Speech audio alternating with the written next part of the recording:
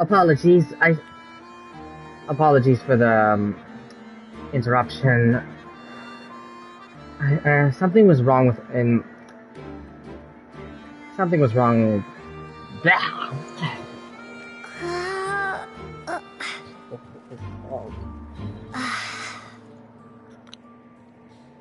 Something was wrong with my live stream, so I had to reset it again, and you know, etc. And now we're back.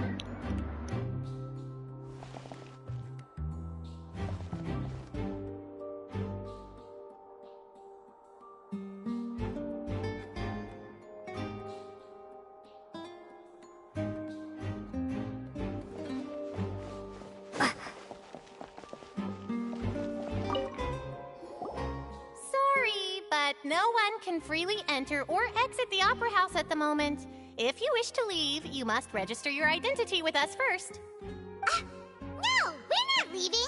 We're representing Linny and Lynette as attorneys, so we're investigating the case.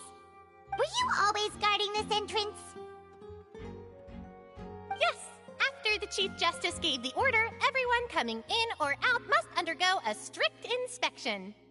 So, the missing girl couldn't have left from here. At least, not from that point on.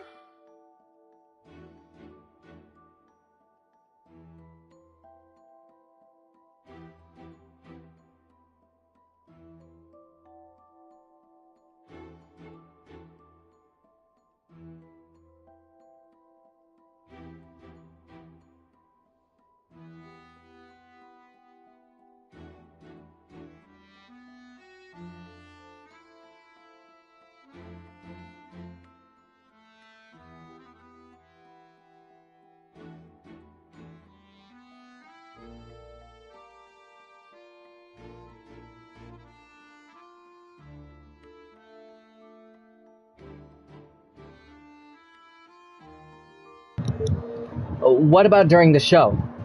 I doubt there was much opportunity then, either. How can you be so sure,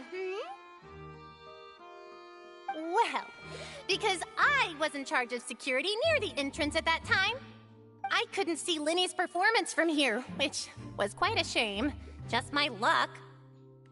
But still, I did not abandon my post, and I stayed put no matter how loud the applause was. If someone had so much as even approached the door, I would have noticed it, let alone if they had tried to leave. We Melazines are good at that sort of thing, you know. So, it's safe to say the girl couldn't have left through here. Alright, thank you for your help. This'll be useful info.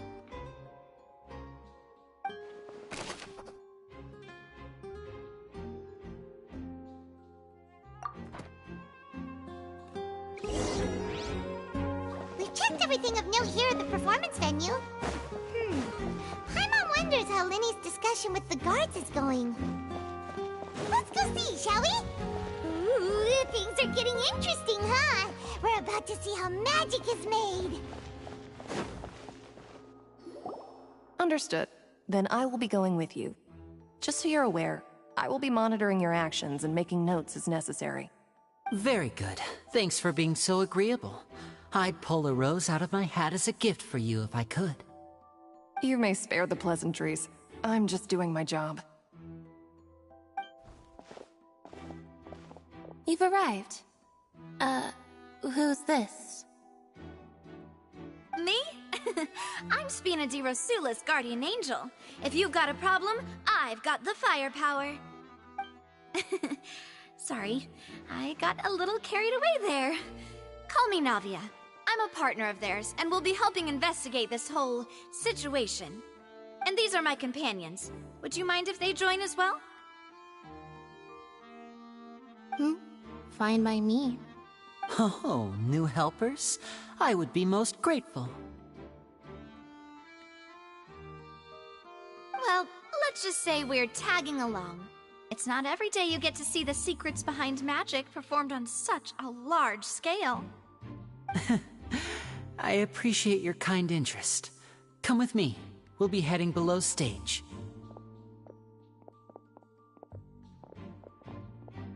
Huh? Below stage? Yes, a world of secrets is hidden beneath this magic box, prepared specifically for this switcheroo trick.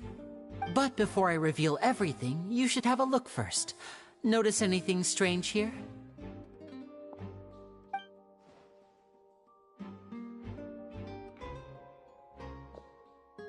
I'm not trying to be dramatic. Remembering the details of a trick will help you understand the methods used to perform it more easily. Huh. Weren't there balloons and other decorations here? Where did all that go? Ah, good eye. That said, you're still far from discovering the answer. The back of the door isn't the same. The back? You mean the inside of the door? What's different about it? Paimon didn't notice anything. Very good indeed. I thought you might not be able to catch that, given that you were sitting in the first row. The back of this door was patterned. Those patterns are now gone, replaced by a smooth wooden board. So, if you put 2 and 2 together, what do you get? Wait, does that mean there's another box inside this one? Exactly. All right, let's go. I'll tell you how it works as we head down.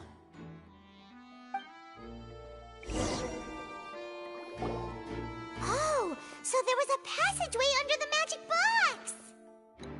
And this passage links to the two boxes. Okay, and this passage, link the two boxes together. I knew you'd figure out most of it as soon as you saw this place. The two magic boxes are positioned right above the two entrances of the tunnel. See this flatbed trolley? The box with the lucky audience member in it would be shuttled over to the other side using the trolley. This trolley can raise and lower and even rotate, ensuring that the box will face in the right direction. I see. So that's the purpose of the box inside another box. Precisely. The inner box would descend after the audience member was put inside and be moved along the trolley, all while the outer box would remain on stage as if nothing had ever changed. So that's how you did it! Once the box was lowered, the trolley would store some energy through this device here, with which it would complete the rest of the steps. The audience member would only be able to feel some slight movements in the dark, and by the time she walked out, she would already be back on stage. Then what about you on...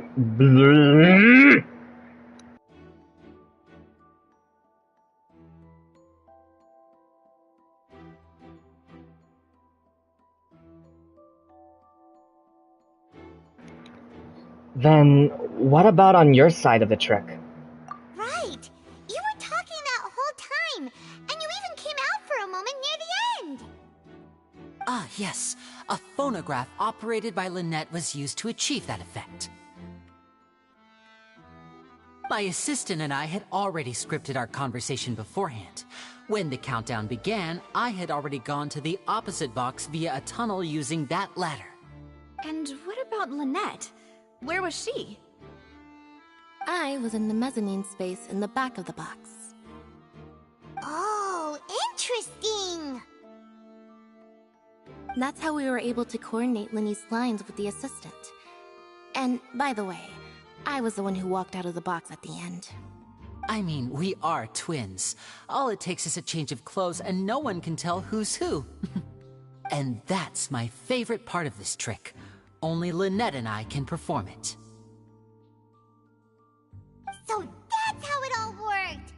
Wow, every detail you revealed was more amazing than the last! I can tell a lot of thought was put into this. Lynette would briefly walk out of the box and then go back in, jumping into the tunnel and escaping before the box on the trolley could finish ascending. And then I walk out of the other box in the audience area, and the trick would be complete. The operative word here being would. But as you saw, Cal was in the box, not our audience member. She, on the other hand, mysteriously vanished. We really don't know how that happened. If not for that interlude, this would have been an astonishing trick. I probably never would have figured out how you pulled it off. And yet, to think that someone was able to use this magic trick to commit a crime. Could we have a look around?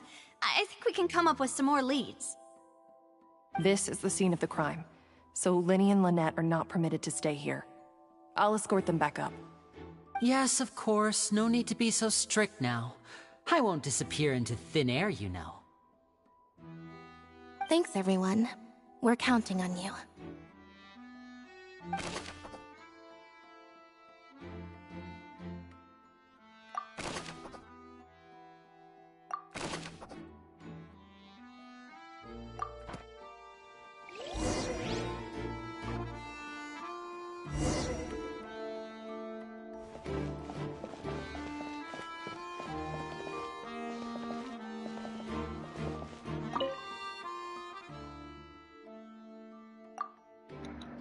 This should be the control device.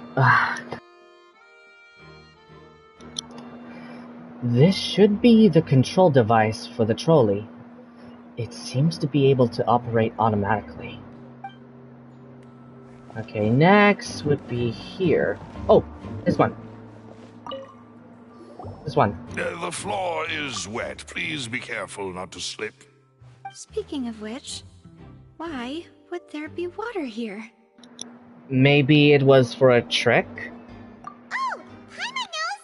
It's one of those tricks where you pour water into a jug and then flip the jug over only for the water to disappear? And here's a broken vase. Huh. Did the trolley knock it down while moving? That can't be. The trolley moves along tracks from start to finish. It couldn't have hit the vase at this distance. Let's note this down too and think about it later.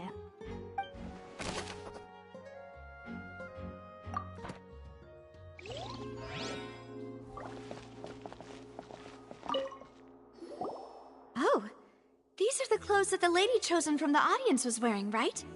Her clothes are here, but she's nowhere to be found. Wait, Lenny didn't mention the guest having a wardrobe change.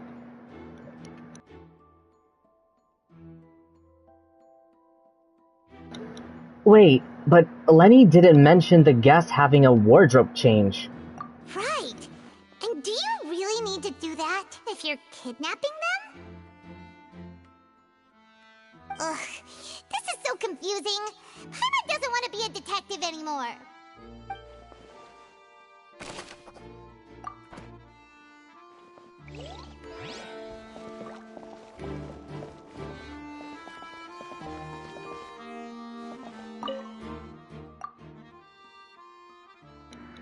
The high precision is required to complete this magic show, and the tracks are perfect for making the trolley stay on its designated. Oh, God, are kidding me. For making the trolley stay on its designated course.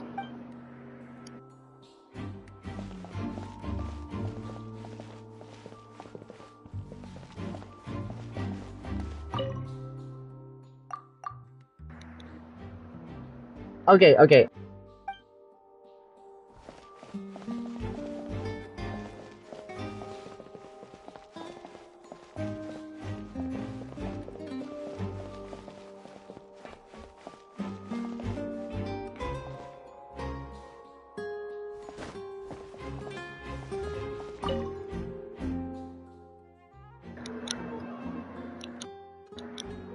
All kinds of proms and costumes are haphazardly stuffed inside. Next.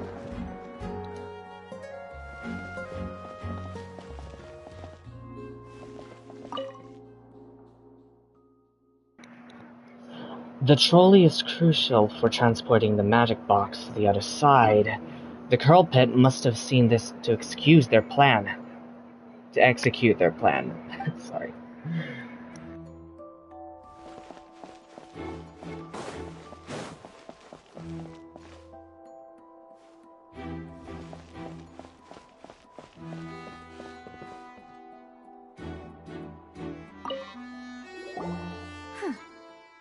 this?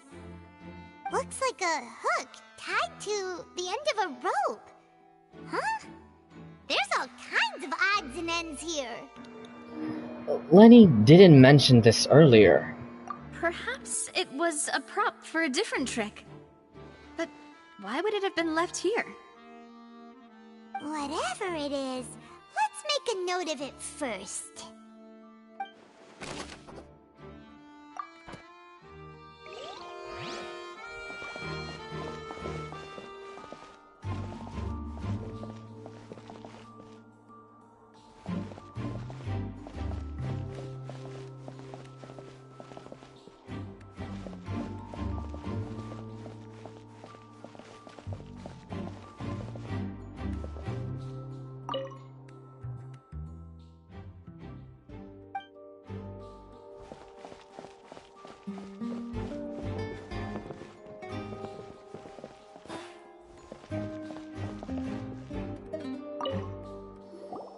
What is this place?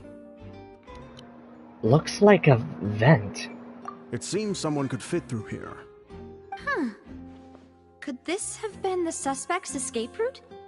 Alone, perhaps.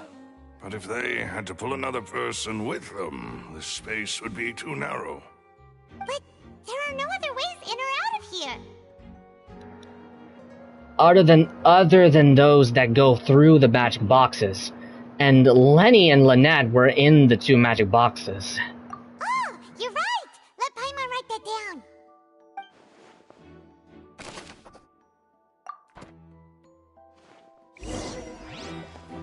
Seems we're just about done investigating down here. Yes. Let's head back up.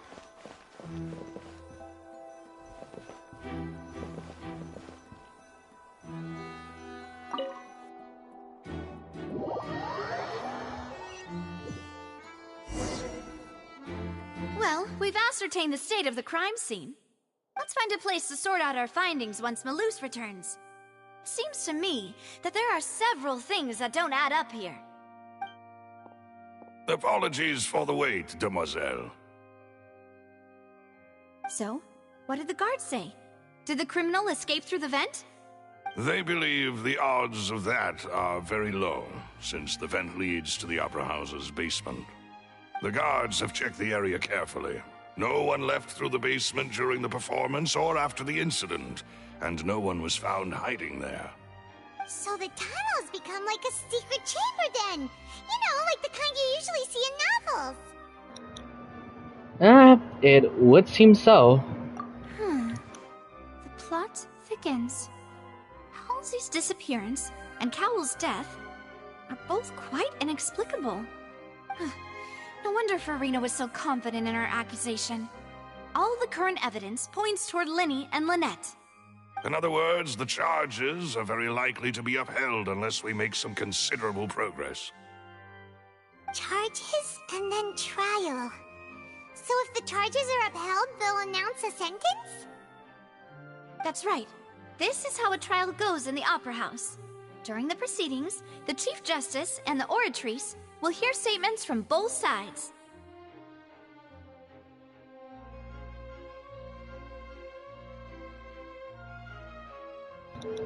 The Oratrice will too? That's right. This is how indemnitium is produced. The statements from both sides, the defenses from attorneys, witness testimonies, and even the audience's emotions will all be projected on the Oratrice. To put it simply, it's as if the Oratrice has its own will, and is a judge in its own right. This also precludes any kind of favoritism on the part of the Chief Justice. And not that this has ever happened anyway. Fascinating. Once both sides have finished speaking, the Chief Justice will make his final decision. This, too, will be used by the Oratrice as a reference. Then, finally, the Oratrice will be consulted by officials. The result it returns is the will of justice itself. Huh? So that machine is the one that actually decides? Paimon thought Neuvillette called the shots. In practice, there is very little difference. Both have always come to the same judgment. Which is why people have great faith in the Chief Justice. Ah, yes, the guards also asked me to convey that none of us will be allowed to leave this place before the trial. Huh? Why? Because we've chosen to act as the twins' proxies. That makes us persons related to the case. They're concerned that we might be colluding with outside parties, or that we might find outside help to disrupt the case. And even if that were not so, it could prove problematic if we happen to spread key information about the case ahead of time.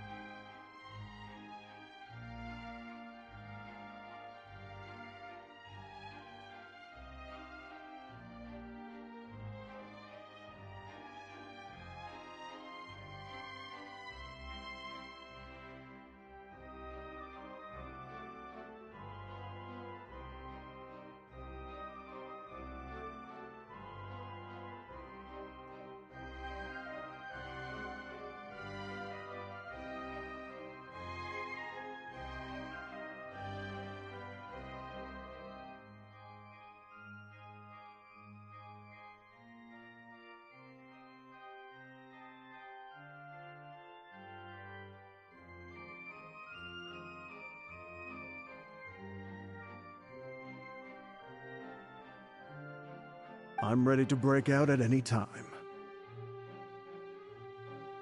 Whoa, whoa! There's no need for that! Paimon thinks they have a point! That said, are they providing food? Of course. I just hope you don't mind the lack of options. I'm afraid that catering to all tastes is not in the cards, nor is any guarantee of balanced nutrition.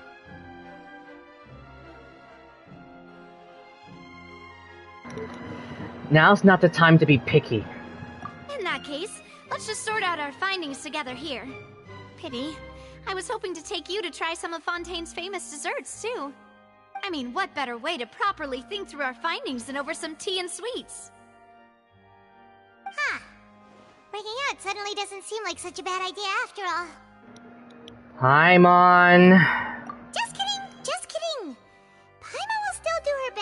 even if there are no snacks. What do you mean, no snacks?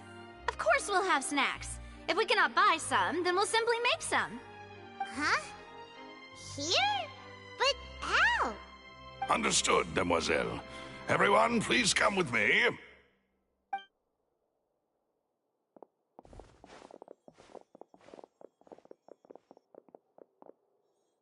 Wait, you're carrying a portable stove with you? Yes, I must be prepared to meet the demoiselle's baking needs whenever the fancy strikes her.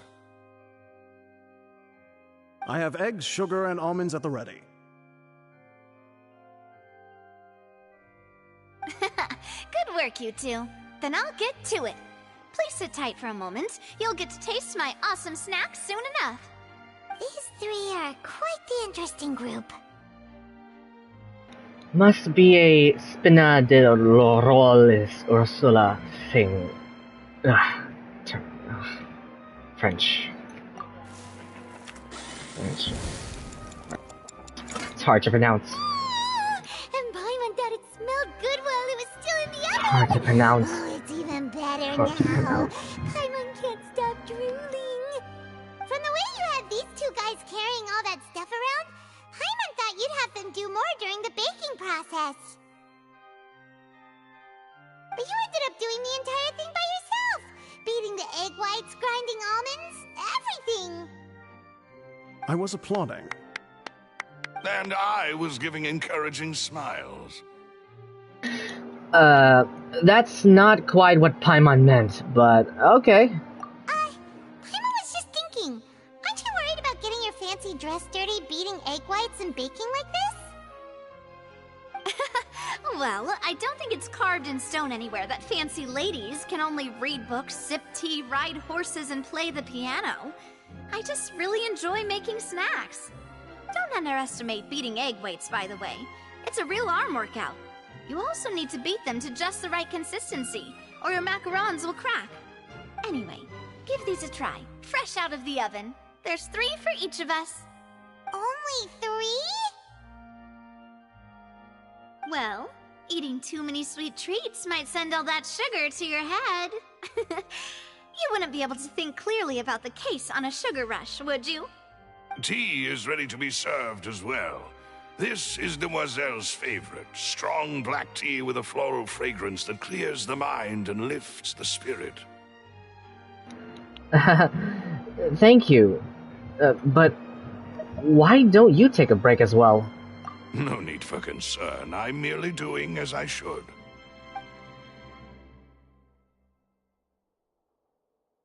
All right then. Down to business. As Paimon mentioned previously, the tunnel seems to be something of a secret chamber. However, we can assume that Linny and Lynette were not alone within it. Some criminal also occupied its sealed confines. The magician twins could have committed the crimes, of course, but they lack any logical motive. Exactly! Why would they do such a thing right when everyone was watching? So, apart from the twins, we're left with 2 other people. The missing girl and the deceased. The flower vase and the thud we heard during the performance could indicate some altercation between Halsey and the criminal in the tunnel, resulting in the shattering of the vase, the discarding of her clothes, and her abduction. Perhaps the criminal thought that since she was chosen from the crowd, she would be too easy to identify if she was still wearing the same clothes. Paimon thinks that makes sense, but the real trouble is... There's no evidence that this third person even exists. True. None of the clues we found thus far support the existence of this third person. But the only people left to consider are both technically victims, whether it's the missing girl, Halsey, or poor Cowl. Huh. Could Halsey have secretly made modifications to the magic props in order to murder Cowl before making her escape? But she had no way of knowing how the trick works. That's right. And even if she had tampered with the setup, she would need to understand the entire trick to pull it off. Nor does she have any motive. The guard said that she has never had any dealings with the Magic Troop's members. Were we not thorough enough in our search? From the sound of things, this is turning into an impossible case. Your macarons are amazing though, Navia. They smell great! They're nice and crisp and super sweet! They are my specialty after all. And I see you've already had 5 of them. What? 5? Oh, that can't be right. Paimon only counted 3, honest! Please don't worry about it. At my age, a few less sweets might actually be a good thing. No. Being greedy is one thing, but Paimon knows how to count. Besides, Paimon knows that if she ate too many, then others wouldn't have enough.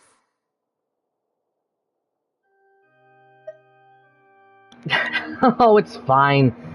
Everyone knows how much you love eating. Wait, even you don't believe Paimon? How could you? If Paimon ate those 2 extra macarons, then may they turn into stone in her stomach!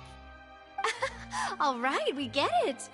Well, I suppose one of us might have gotten too engrossed in our chat and eaten them by mistake. No big deal. Malus, set up the stove again if you would. Huh? What are you doing?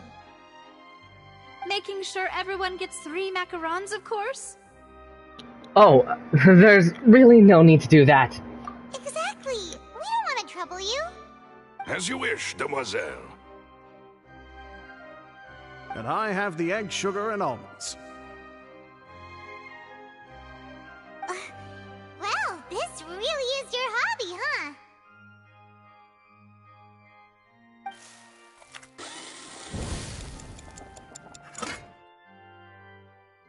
Well, that's it for snack time. I'm going to have another look around the area. I don't know what we're looking for yet, but we've still got some time. As attorneys, I suggest the 2 of you think the case over again. It would be awkward if you got all tongue-tied on stage during the trial. Alright, thanks for your help, and for the snacks. It was nothing. A small task for the Spina di Rosula. Silver, Malus, it's time to go. I'll be back if I find anything new.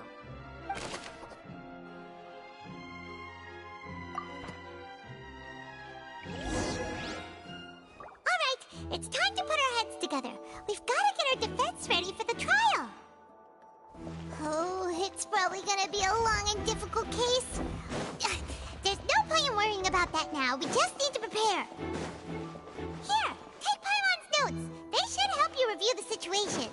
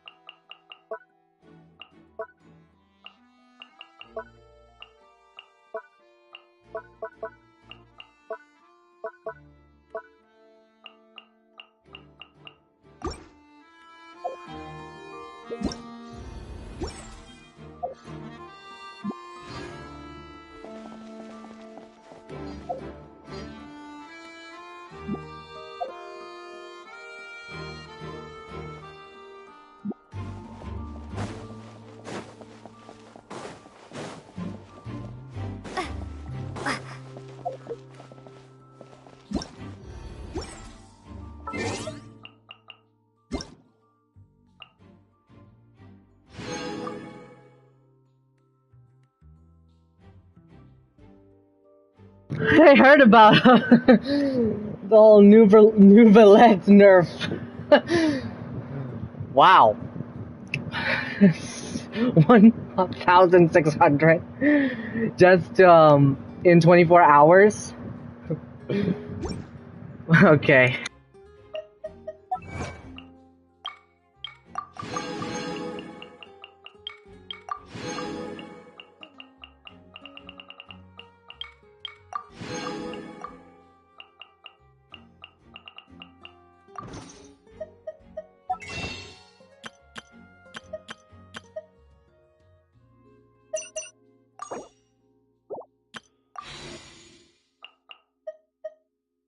I think I'm pulling for Mavlika.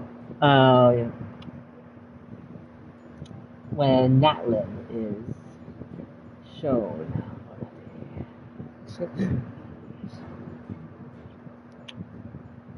If you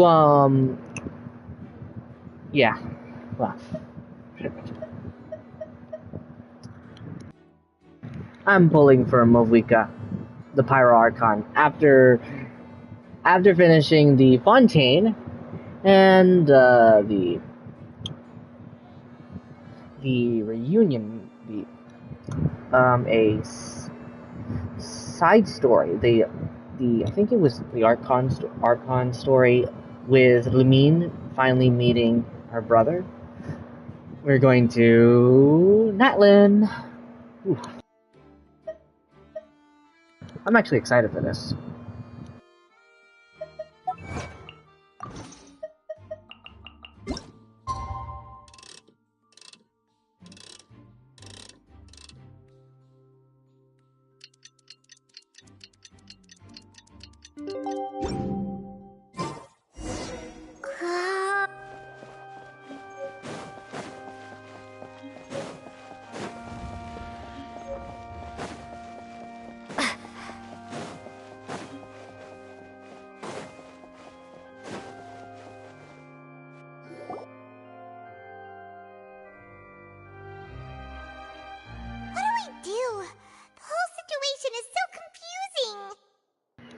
I do have some thoughts, but let's take things step by step.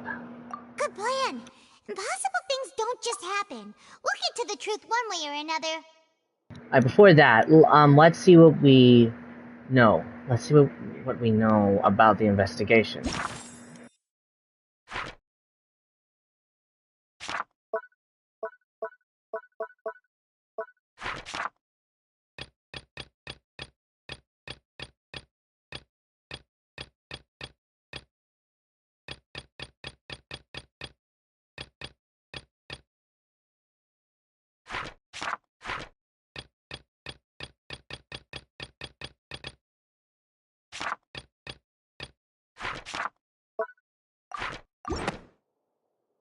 Just relax. Even if everyone else suspects Lenny and Lynette, at least we will be supporting them from the stands. Besides, I doubt Farina understands any more about what happened than we do. Thanks, Navia. Well, we'll be going then. Best of luck to you.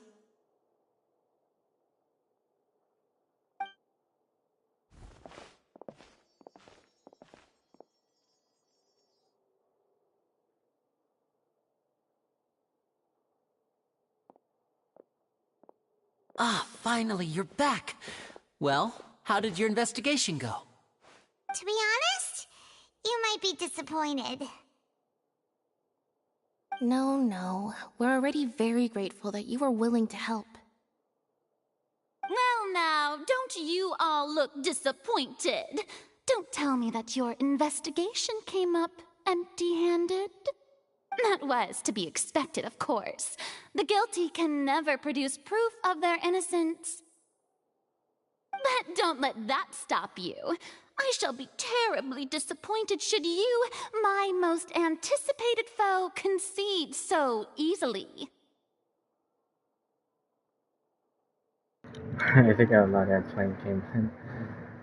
I think a loud plane just went by in my area. Anyway, Just you wait. Since both parties are present, I declare that the trial regarding the magic show incident is now in session. Firstly, in order for the audience to understand the causes and results of the incident, could we please have Mr. Linney explain the trick? Yes, of course. I will explain while Lynette demonstrates on stage. All the necessary items have been prepared.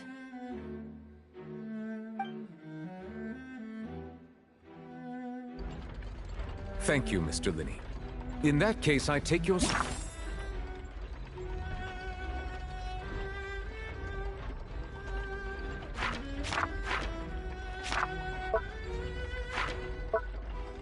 statement to be that you ran to and remained hidden within the magic box in the audience stands once the trick began, and thus could not have committed the crime.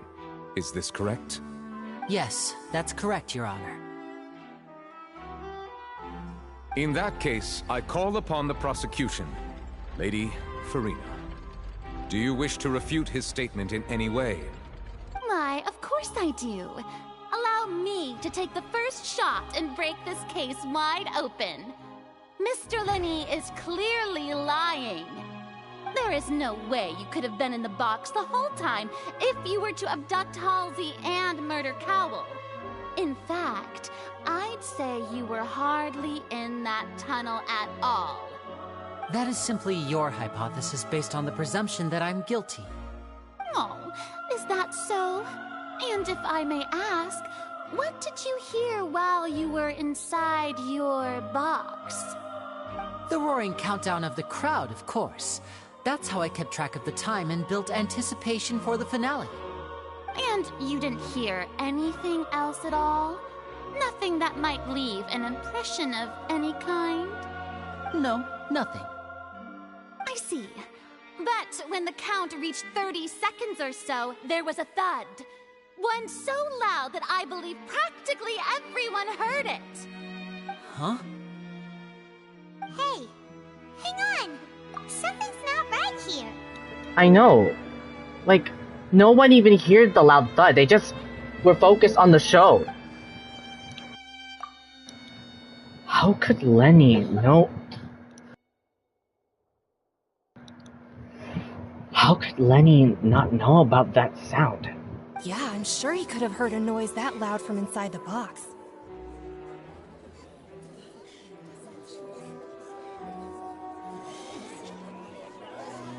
I was right by the box and I definitely heard the thud. Look at those scales. Could those mean... They probably represent the oratory states on the trial. Stance on the trial. Well then, ladies and gentlemen, allow me to use the words of the magician himself. You never know what can happen in the blink of an eye. Indeed, it seems his alibi can also collapse in the blink of an eye. Of course, I have armed myself to do far more than smash your alibi. Confidence cannot go unfounded, and my foundations are rock solid. Tell me, aren't you and Lynette actually from the House of the Hearth? The House of the Hearth?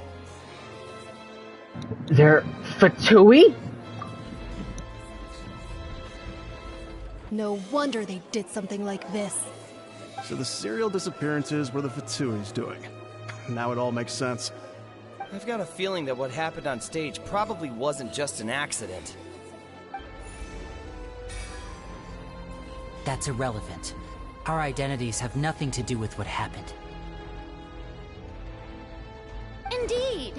Then perhaps you could tell us everything that happened during that 1 minute. Your first priority is to prove yourself innocent after all. I'm sure there is little that needs to be kept secret now. Unless your script already has holes in it. The Outlander is speechless. My, oh my, don't they look flabbergasted? Now comes the infighting and discord, I suppose. This was almost too easy. Good thing I made all those preparations. Seems the all-nighter I pulled last night is really paying off. Hey, Linny! Why didn't you tell us this before? Lenny and Lynette are Fatui. Order! Order! Mr. Linney, allow me to re-establish the facts. Lady Farina has raised 2 points. First, when the thud was heard in the Opera House, you were neither in the box nor the tunnel. Second, you and Ms. Lynette are both members of the House of the Hearth. Are these claims true?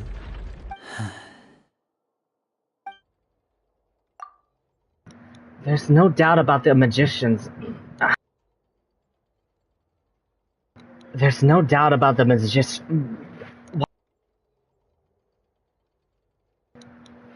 There's no doubt about the magician's abilities to con others, given how Lenny has concealed his identity. This could all have been set up beforehand. Plus, Child is here in Fontaine along with other house operatives. There must be some scheme at work here. I've been a victim of such scheme before, and now... Please answer my question, Mr. Linney. I'm sorry. Yes, they're true, Your Honor.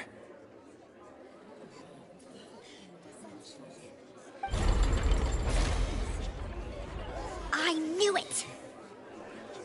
Well, that's it. We might as well move on to the sentencing already. What should we do now? Permission to speak, Your Honor. Granted. My client has withheld some key of information. In that case, what is your request? I request a brief adjournment.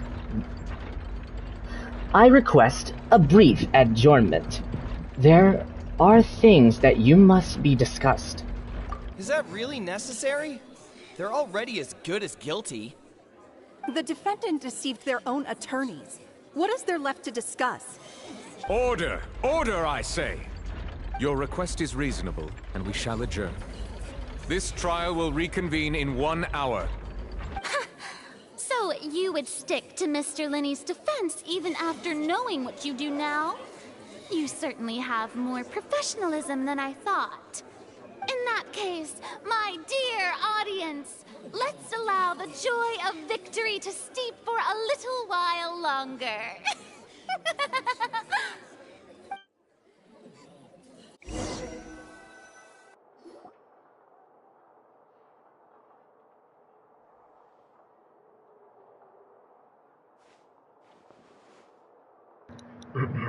Well, this is awkward.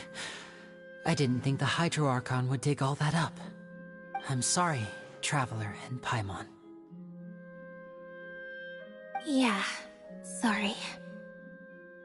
Paimon doesn't know where to start. We trusted you two. We based our entire reasoning on the assumption that you weren't bad guys. Not to set the wrong tone or anything, but Paimon's really mad! I'm very sorry. I know you're angry, and reasonably so, but please, let me explain. I know you've clashed with the Fatui several times before.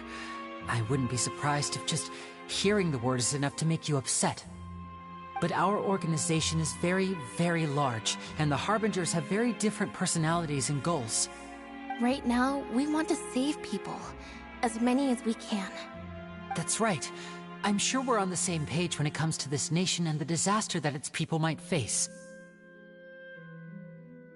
I knew if it weren't for our respective identities, we could become good friends.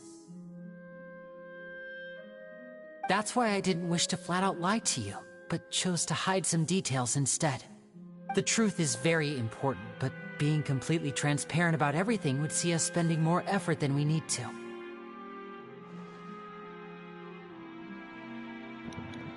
But how can we know this isn't all just another lie? Right. So, you be the judge. Heck, if I were you, I fear that I'd even struggle to trust me at this point. You met a Fatus who works as a magician, a trickster by trade. All by coincidence, too. But still, I'm asking you to trust me. I am no criminal. At least, not in this case. Sorry. Please forgive us. Well, you both say that, but... Explain the other issue first. Where did you actually go while the trick was being performed? Right. Let's hear your answer first, and no lies now.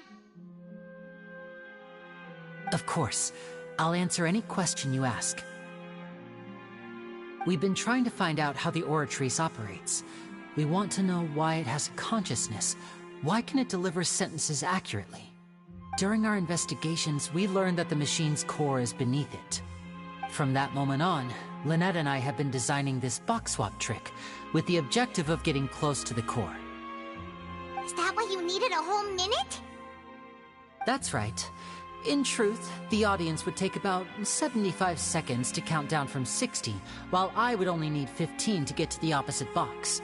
So, after jumping into the tunnel, I accessed the Opera House basement via the vent, and went to investigate the room in which the core is stored. That air vent was created during the construction of the tunnel specifically to execute this step. And what did you find? Well, nothing. As soon as I reached that room and was about to investigate, I heard someone's voice. Which should have been impossible, of course. I was quite certain that I was the only one in the room. That voice seemed to recognize me and tried to speak to me. I chose to err on the side of caution and retreated the way I came. On the way back, I saw the broken vase and the clothes on the ground, but the countdown was almost finished, so there wasn't time to give it any thought. After that, the homicide occurred just as you saw.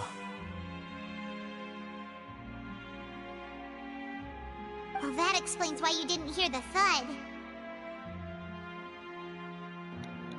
But why do you want to understand how the Oratrice operates? Because of that prophecy I told you about, of course. We must know all we can about this nation's secrets in order to deal with that prophesized crisis. That's the only way we can save everyone. So, there you have it. The whole truth.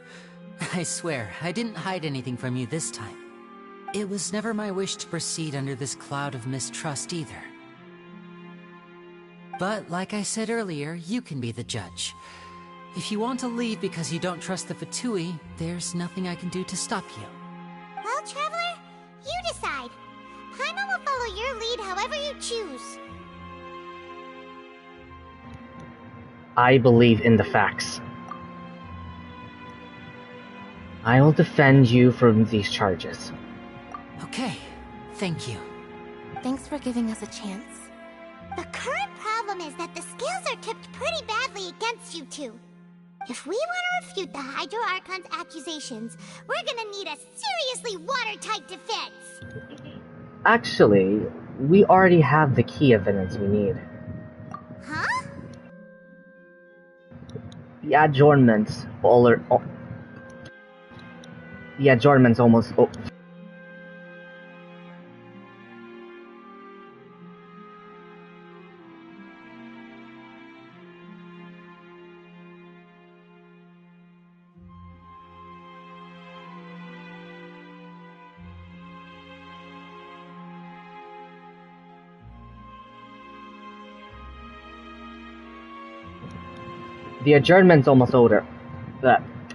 over.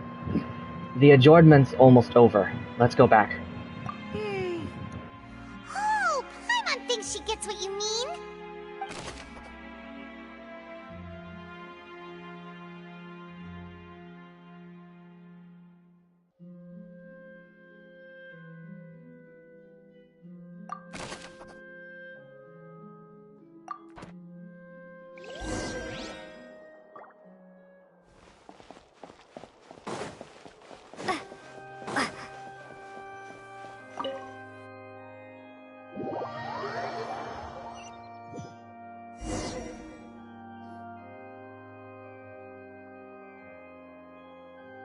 Both parties have returned to their positions. Let us continue the trial. When last we left off, Mr. Linney acknowledged the new evidence presented by Lady Farina as fact. Therefore, Lady Farina may continue stating her reconstruction of the events. Ugh, that took long enough. Now then, if everyone would lend me their attention. At this stage, let's revisit that scene from Linney's perspective. This is definitely giving me vibes of Ace Attorney. That video game.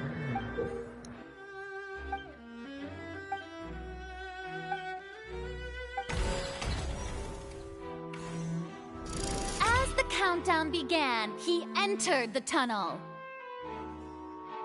When the flatbed trolley passed, he opened the box and got into an altercation with Halsey, which caused the loud thud.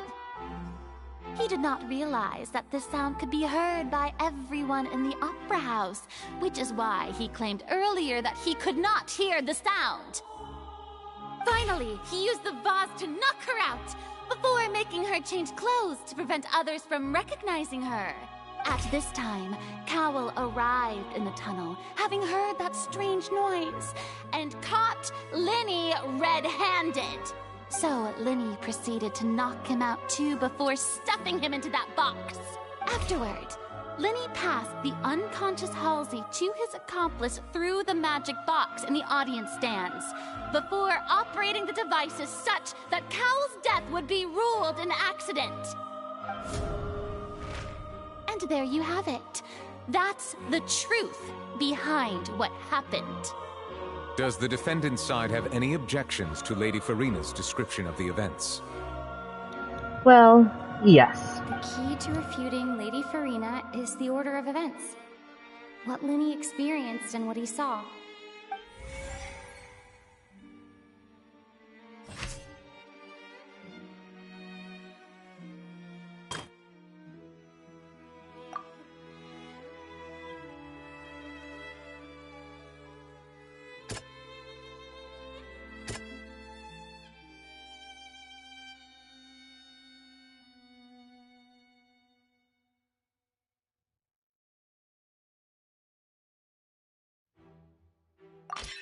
According to Linney, he left via the vent after entering the tunnel.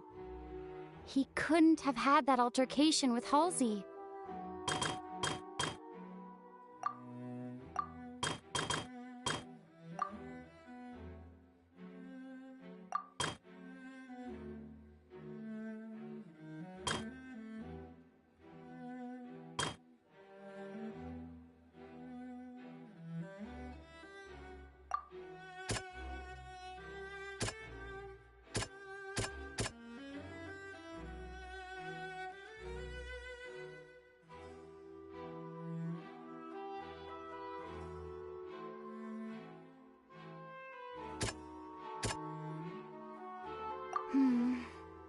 Seems this won't produce a particularly effective rebuttal.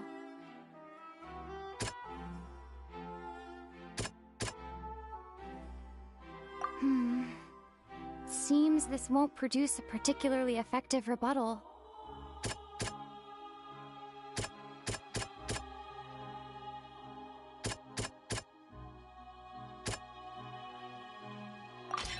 Linney went to the room that contains the Oratrice's core. This is the actual truth.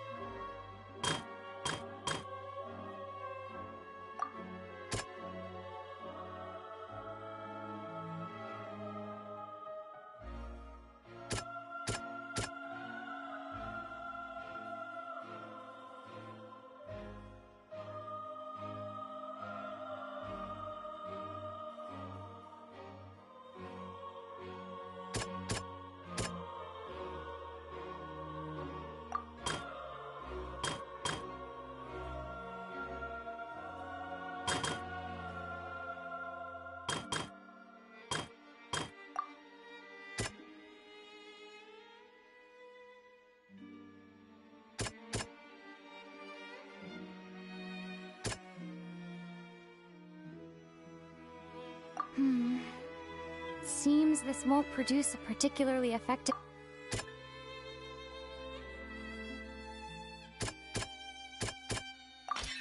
Lenny did not take part in the underground altercation. He only witnessed traces of the aftermath.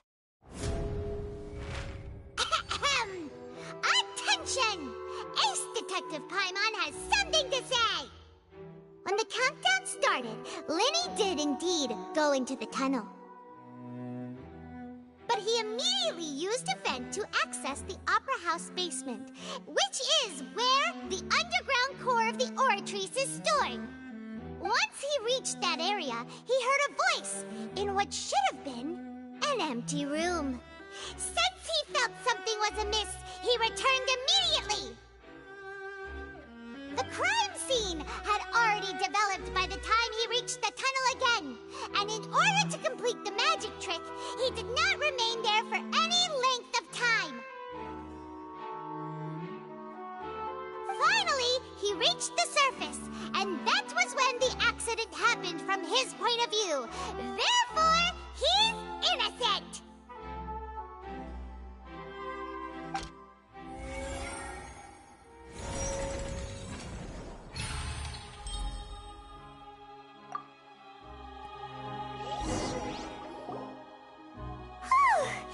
Paimon did it! Paimon actually managed to say all that! Oh, wasn't it awesome? In other words, you believe that he knew nothing of the incident? Precisely. That's right! Moreover, I believe my opposition reasoning is flawed. My reasoning? The onstage equipment was clearly tampered with in a premeditated fashion. However, you say that Cowell bumped into Lenny by chance. If that's the case, then if Cowell hadn't entered the tunnel, who was the entire setup meant to kill? Assuming that what you say is true, Lenny only needed to kidnap the young girl to cause a new disappearance case. What would the point of killing someone on stage be? This is foul nonsense. Oh, they have a point. That's right, you tell them! And that's why they're partners of mine. They've managed to turn things around. Oh, well, your denial is very strident, I'll give you that. But what proof do you have to back your claims? Do you happen to remember how you refused Lenny's ability?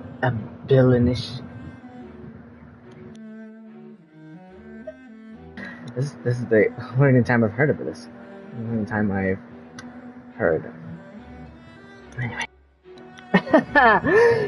Do you happen to remember how you refuted Lenny's alibi initially?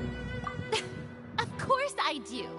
If he had been in the magic box the whole time, how could he have not heard that sound? Why do you ask? You're saying that he wasn't?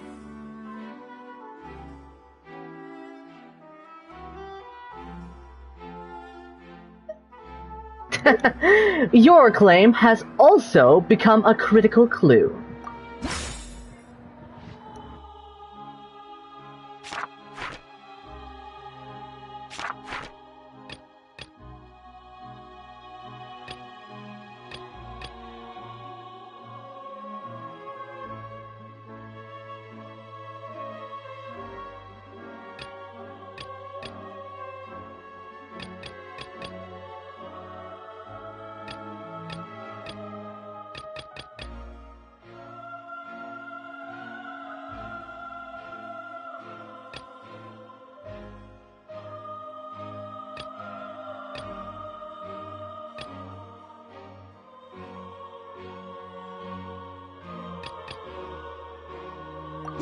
Are you sure we don't need to give this more thought?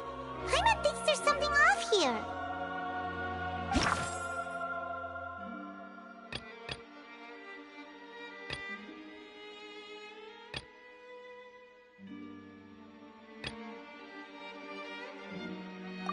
Are you sure we don't need to give this more thought?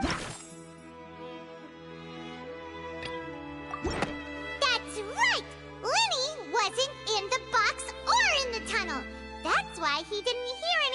strange during the performance. This means that when the crime happened, Linny had already entered the basement via the vent. The same clue you used to disprove his alibi has now become the best proof! How do you like that? Well played. To think you'd use such logic. Well then, if it wasn't Linny who committed the crimes, then who was it?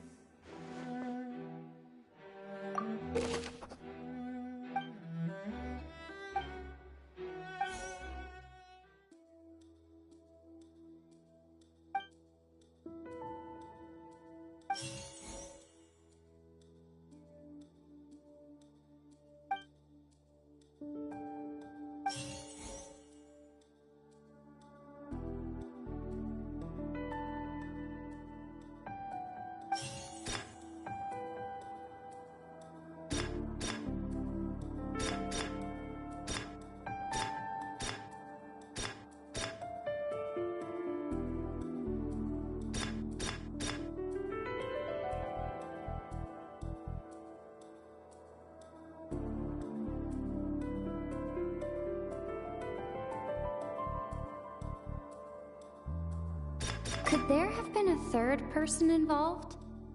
Is that really a possibility?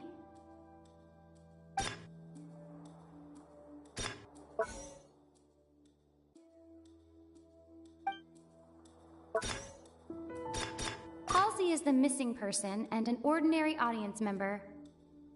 Or did she have her own scheme all along? The deceased's name is Cowell, Linny's assistant. He would have been able to tamper with the equipment.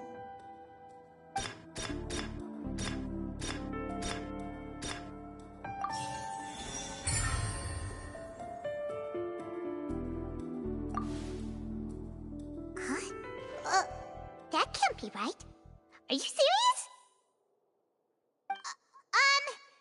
The killer was, in fact, Cowell, the deceased!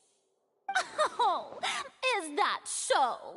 How interesting! Let's hear your reasoning then. What I must do next is recreate the truth. What Cowell did, and how he went from would-be perpetrator to victim.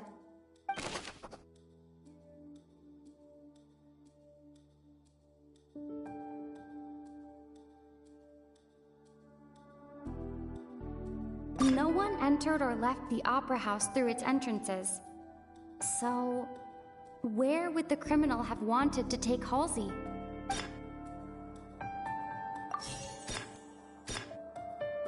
The deceased's name is Cowell, Linny's assistant. He would have been able to tamper with the equipment.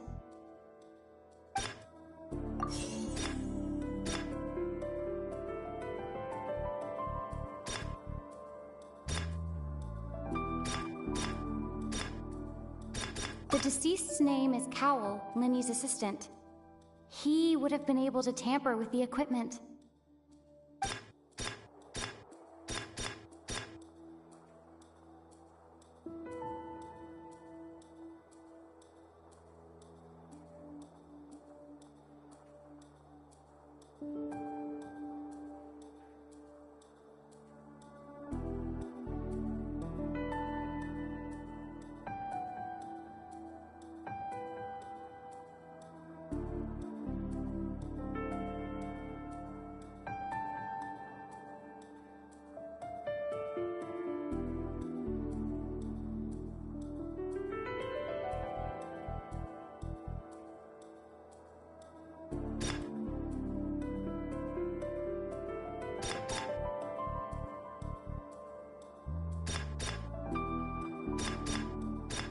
No one entered or left the Opera House through its entrances.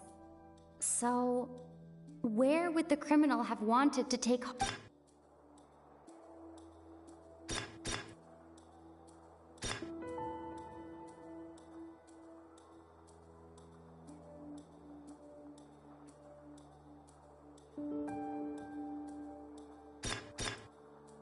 Linny was not in the tunnel at that moment.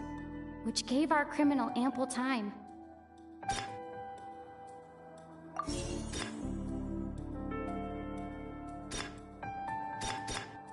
The deceased's name is Cowell, Linny's assistant.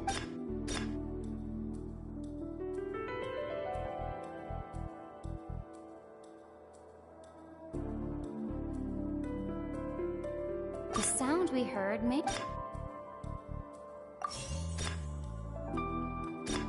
The deceased's name is Cowell, Linny's assistant. He would have been able to tamper with...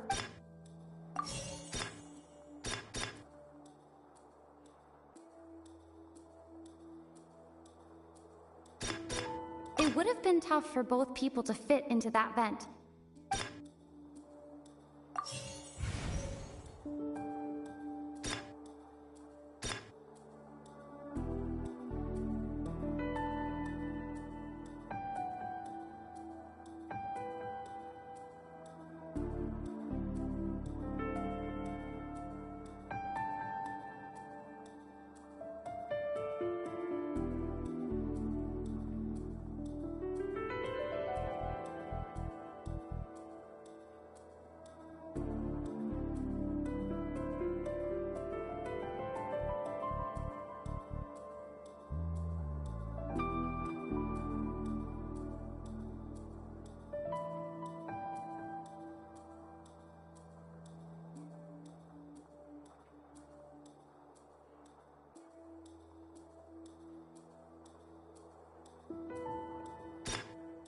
No one entered or left the...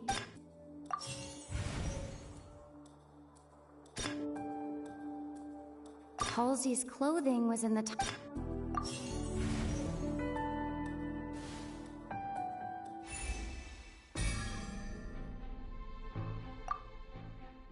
The criminal must have understood the methods behind Lenny's magic trick, and must have been in a position to easily modify the equipment. Leaving aside how he died, Cowell had all means to commit the crime at his disposal. This strange noise could likely have been the sound of Cowell and Hazel struggling. Lenny was not in the tunnel for 1 minute. This would have given time for Cowell to bring Hazel out of the magic box in the audience stands. But according to the guards, testimony on one enter or left the opera house, so even if he had taken her, they'd no means of exiting.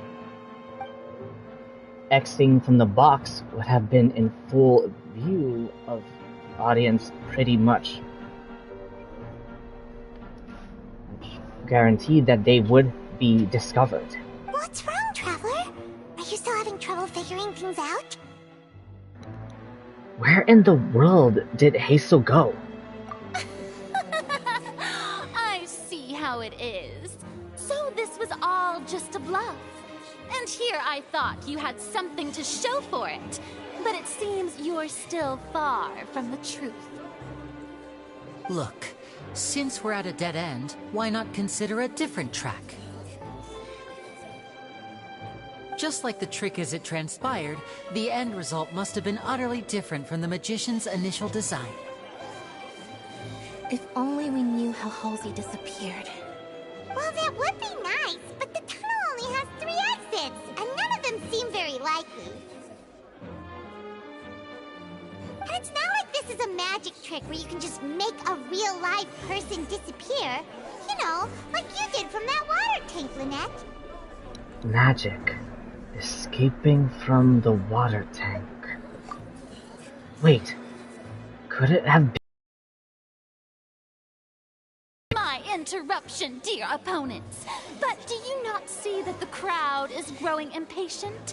There is no greater sin in this opera house than an awkward delay in the performance.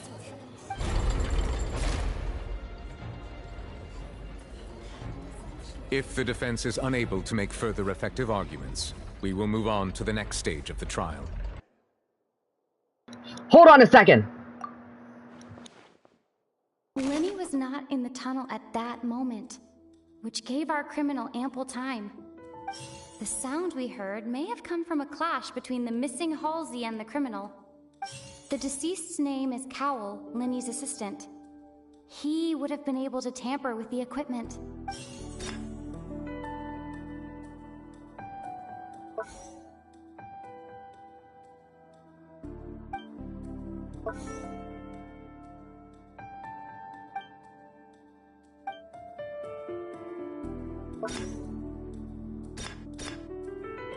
The vase was not broken by chance. It was used to cover important evidence. The water.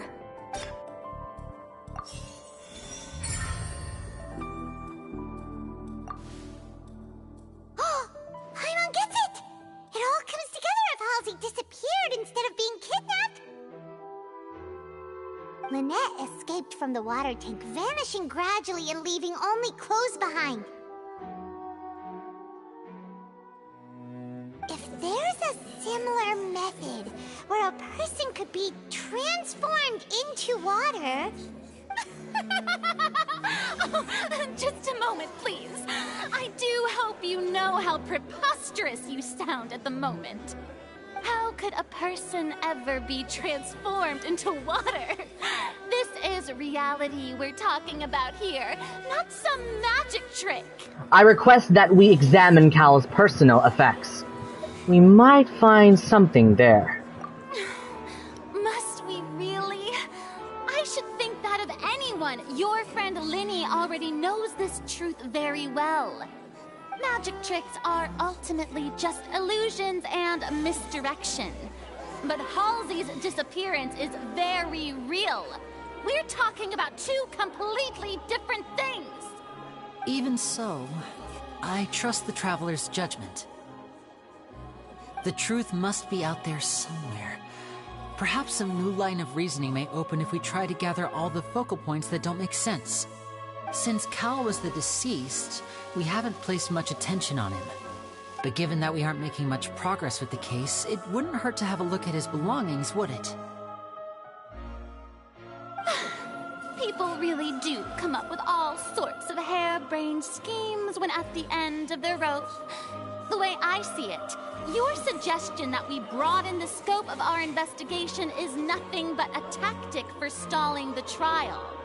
Nevertheless, I believe that this is a reasonable request on the part of an attorney. Since the trial does indeed appear to be at an impasse, I believe that additional evidence may help us make more progress. Guards, please step into the lounge and examine the personal effects of the deceased, Callum. We are still examining the items, but we have already made critical progress that we feel must be shared with everyone post-haste. We discovered several test tubes of fluid within Cowell's baggage, each labeled separately. The notebook in his backpack claims that these fluids are... water from the Primordial Sea. The Primordial Sea? The note's contents also indicate that Cowell belonged to an organization that sells illegal drugs and that he had an accomplice. The notebook has many entries concerning safe usage of these fluids, in which the keyword dissolve appears many times. One of these tubes was labeled Opera Epiclese, along with yesterday's date. It is empty. The notes also state that these dissolution properties work exclusively on people from Fontaine. It's likely that Halsey was chosen as some sort of test subject. As such, we believe that the defense's hypothesis is, in fact, supported by sufficient evidence. You've got to be kidding! People dissolving into water? Could something so ridiculous actually be true? Wait a moment. This reminds me of a certain prophecy, but it's just a coincidence, isn't it? Huh. If people can become water, does that mean that the water tank's real use was as a means to hide water stains? And if Cowell was targeting that girl...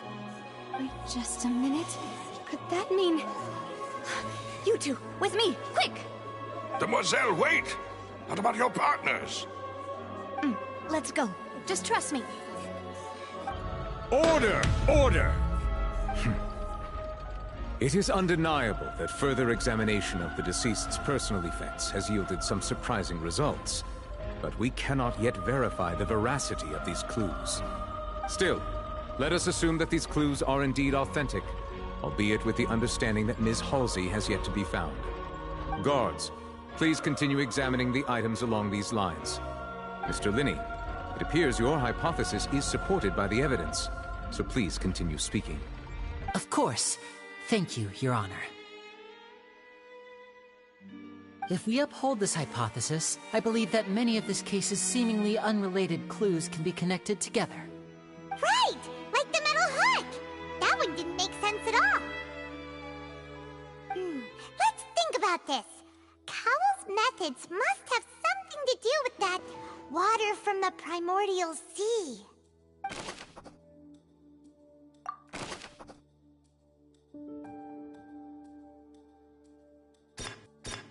The deceased's name is Cowell, Linny's assistant. He would have been able to tamper with the equipment.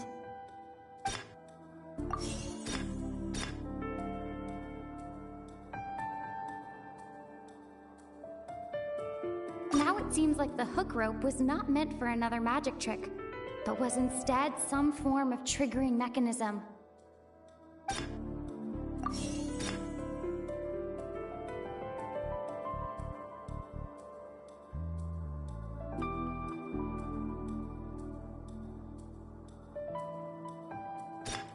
The water from the primordial sea should already have been prepped before Halsey entered the magic box.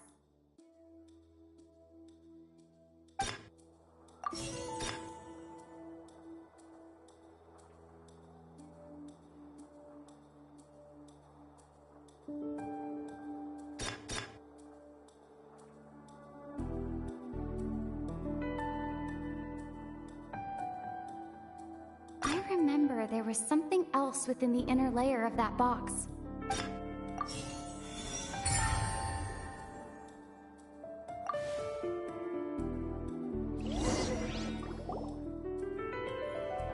Ahem! It's Ace Detective Paimon's time to shine again! Oh, why does this have to be this way? In the original plan, Cowell would tamper with the water tank rope and the number selector securing his target. When the magic box containing Halsey was lowered, the metal hook would retract gradually and pierce the balloon at the top of the box. When the balloon attached to the box popped, the water from the primordial seed inside it would pour down and dissolve Halsey.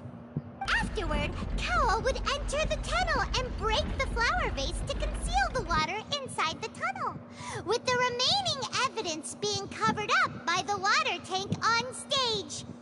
But he encountered something unexpected in the tunnel, and wound up being fatally hit by the same water tank he meant to use to cover his tracks.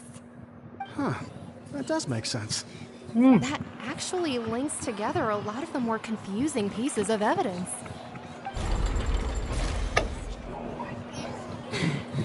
Oh dear, what do I do? Even I think they sound convincing now. Have I falsely accused an innocent person? What a humiliation. Now, it seems like the only point of contention remaining is the exact circumstances that led to Cal's death. His notes mentioned he had an accomplice who could be related to the situation. On that note, the guards have just contacted me indicating that they uncovered new evidence. I shall now invite him on stage to share it with us. Huh? Thank you, Your Honor. We were just inspecting the luggage of the other people involved in this case. And we found an identical sample of the water from the primordial sea among Linny's personal effects. What? That can't be. Oh, I see. Well, how wonderfully comedic to have your own counterattack only to come back and wound you. Does this not clear all doubt? My dear citizens, my loyal audience, allow me to present my reasoning and bring this performance to a swift close. Linny did not need to take part in the dissolution of the young woman at all. Indeed, he did leave the scene via the vent. Having made modifications to the props beforehand, his accomplice Cowl then caused Halsey to vanish using the water from the primordial sea. But upon his return, in cruel avarice, Linny desired sole credit and prepared to do away with his partner in crime. Ultimately, he knocked Cowl out, and the tool meant to cover the crime up also became a murder weapon. Now, as much as I regret having come to such a viciously straightforward conclusion, it does seem that the famed Fatui is quite the cold-blooded and ruthless organization. Am I right, Mr. Linny? We've used up all the evidence we collected. There's no way for us to make a rebuttal here. Is this the end of the road?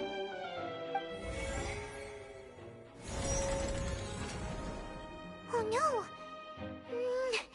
Paimon can't think of anything either. It doesn't look like there's any way around this. Seems using the water as new evidence was too good a move. Why did this have to happen now?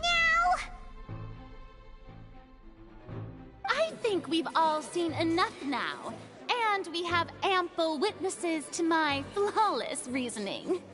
I believe this is indeed the finale. Now then, my good, noble Chief Justice, should we not, in your view, move...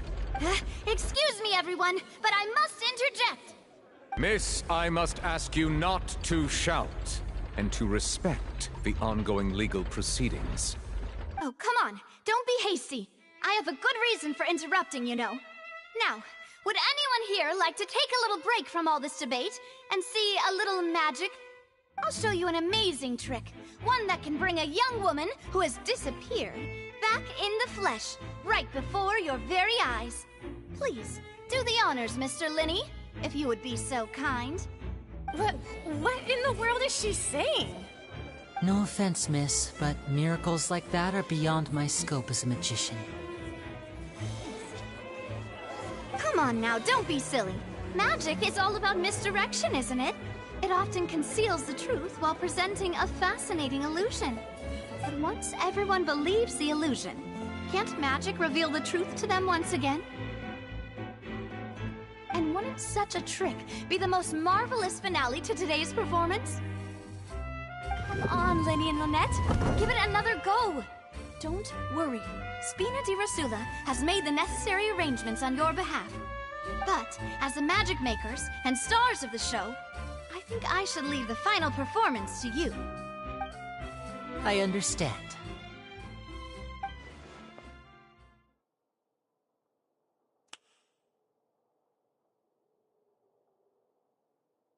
And voila!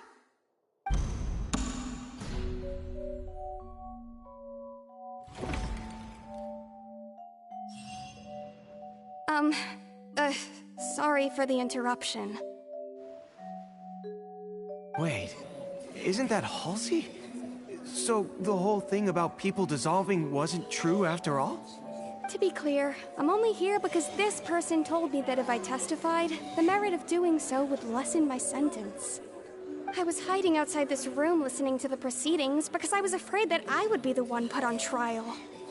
I was just feeling happy that no one had noticed me, and then before I knew it, she caught me. That'll teach you to underestimate us three. Where should I begin? I'm sorry. I'm the one who killed Cowl. I admit it. What? Why?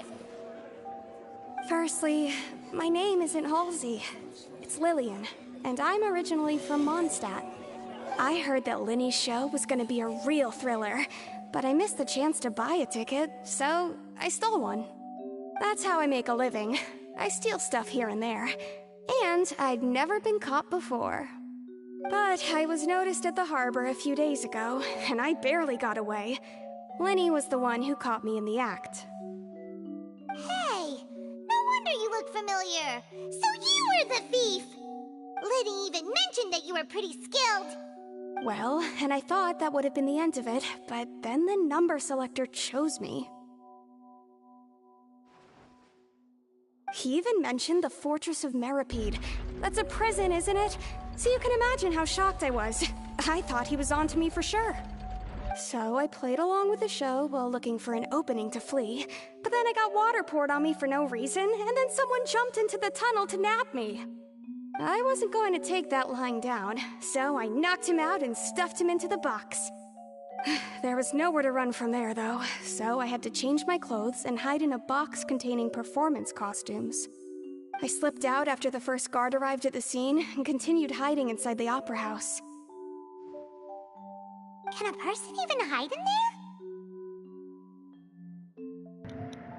If they are a practiced hand at concealment, probably. A professional thief could make it work. But I swear, I didn't know that the water tank would fall down.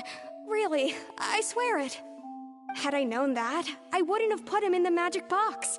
I may be a thief, but I'm no killer. Well, that makes everything pretty clear now, doesn't it? Yeah. Now is the time to refute the Hydro Archon's previous reasoning.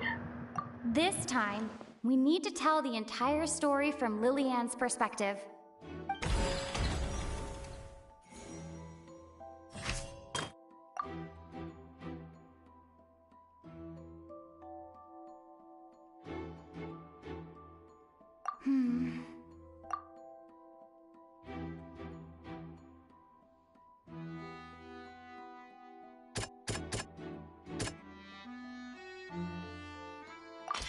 The strange sound wasn't from a fight. It was Lillian's attempt to break out when she was frightened.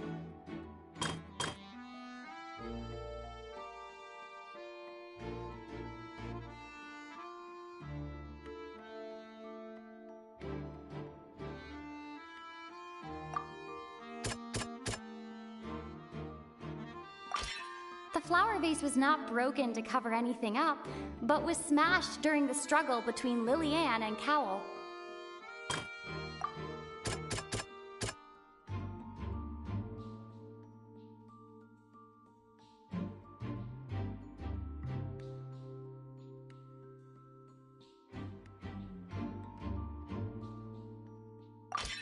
Lillian was afraid that she would be recognized if she left, so she changed clothes and hid, biding her time. Just what one might expect of an experienced thief.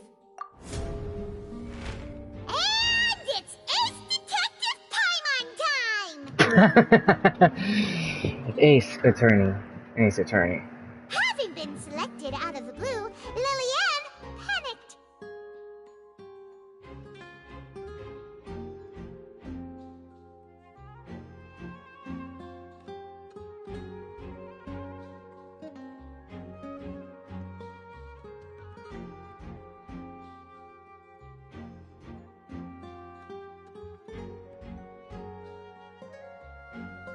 Her panic only intensified after she entered the tunnel and had water poured on her head.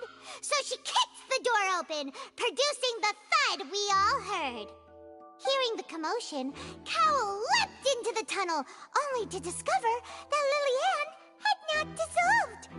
He did not know that Lillian was not from Fontaine, but was a thief who made her way in by stealing a ticket. Mistakenly believing that the water from the primordial sea needed time to take effect, he tried to force Lillian back into the box.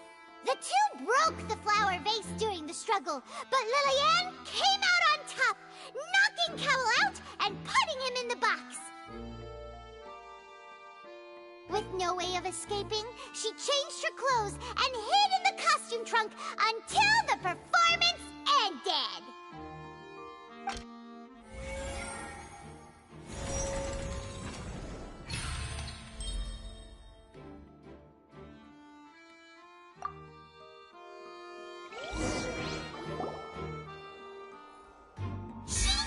that she would have to go through guard inspection if she tried to leave afterward.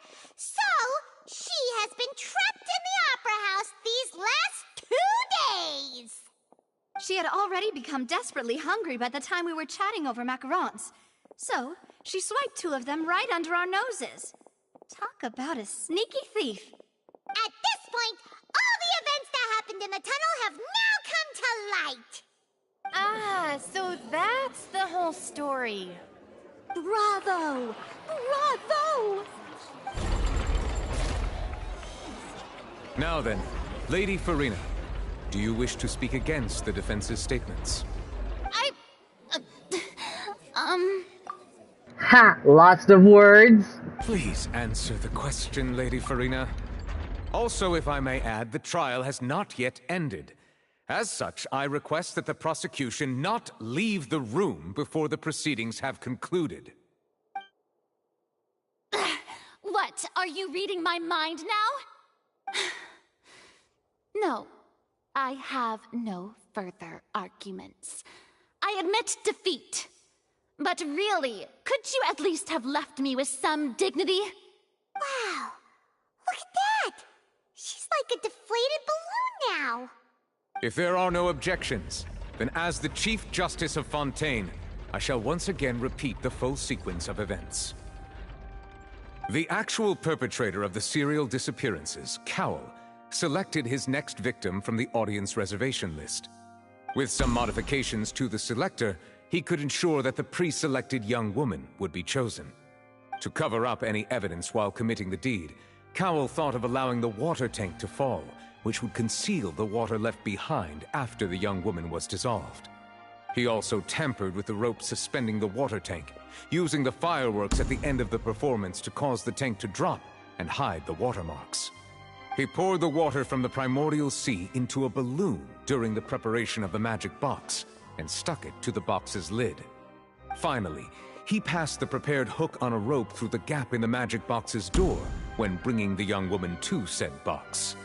When the magic trick officially began, the box containing the woman was lowered into the tunnel, tightening the hook rope and bursting the balloon containing the water. If all had gone to plan, the young woman would be dissolved at this time. However, Lillian was not from Fontaine, and thus fled the box with a loud noise. Realizing that there was trouble, Cowell entered the tunnel and met Lillian. Thinking that the waters had not yet taken effect, he decided to proceed. However, his opponent was more capable than he thought, and he was overcome, knocked unconscious, and placed into the magic box, and thus became his own final victim. Lillian, according to her own statements, then changed clothes and hid until the performance ended, before hiding in other parts of the opera house. As for Linny, he was in the underground structures within the opera house, and was thus ignorant of these happenings. From this reconstruction of events, we can conclude that Linny, the accused, is in fact innocent. While there is much in Linny and Lillian's conduct that should still be investigated separately, this case, at least, can be handed over to the Oratrice to make the final decision.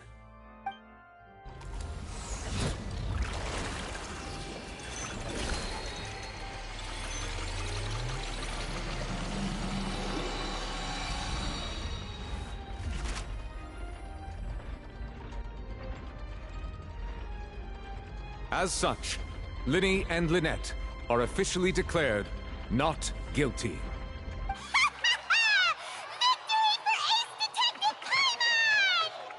Great work, partners. Thank you all.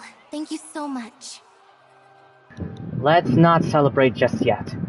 Next, I think we deserve an explanation, Guard Vaughn. How did you find the water from the primordial sea in Linny's baggage? Right! Your discovery caused me to make a serious mistake, you know. Or was that not a discovery, but false evidence that you dare to bring before this court? I suspect that the accomplice mentioned in Cowell's notes was not Linny, but you, yes?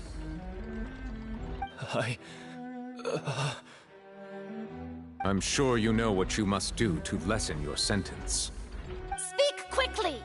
Unless you want to earn yourself a one-way ticket to Coupon Town. I was just following orders. We were supposed to place blame for the serial disappearances onto Linny, and thus cause suspicion to fall on the Fatui. The higher-ups said this was the best opportunity to do so. And now that your plan has fallen through, and the secrets of the water have been revealed, you have become a liability to said higher-ups, yes? Therefore, you would be wise to tell everything you know, and seek the protection of the guards.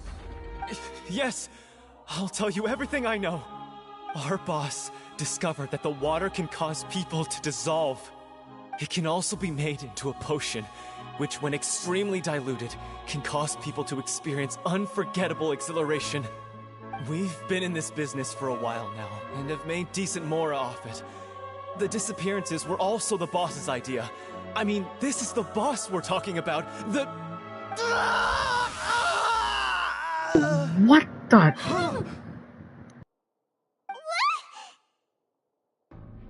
He turned into water. And now he can no longer talk. Such ruthlessness. I shouldn't have expected any less of them. An outrageous act. All present, please submit to inspection immediately.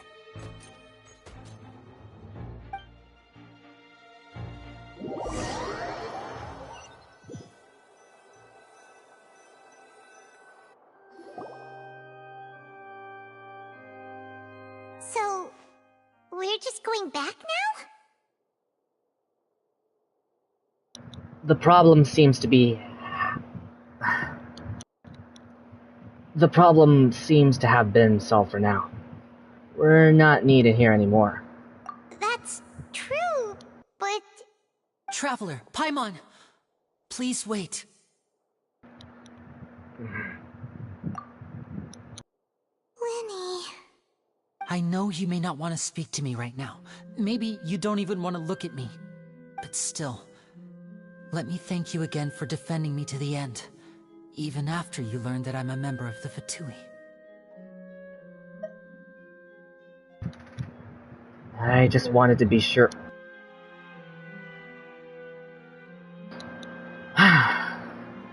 It's fine.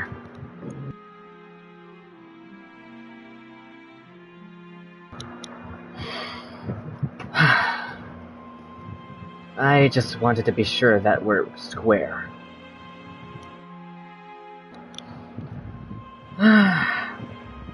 I just wanted to be sure that we're squared. I guess. But regardless, I'd like the opportunity to set things straight. I didn't approach you with any ulterior motives or ill intent. I've spoken to you as myself, just plain Linny this entire time. As for why I'm a Fatus, it's because the goals of the House of the Hearth align with those of an orphan like me. That's all. That was how Father, who you might know as the Knave, approached recruiting us back then too. The Knave? The one who controls the House of the Hearth? She's your father?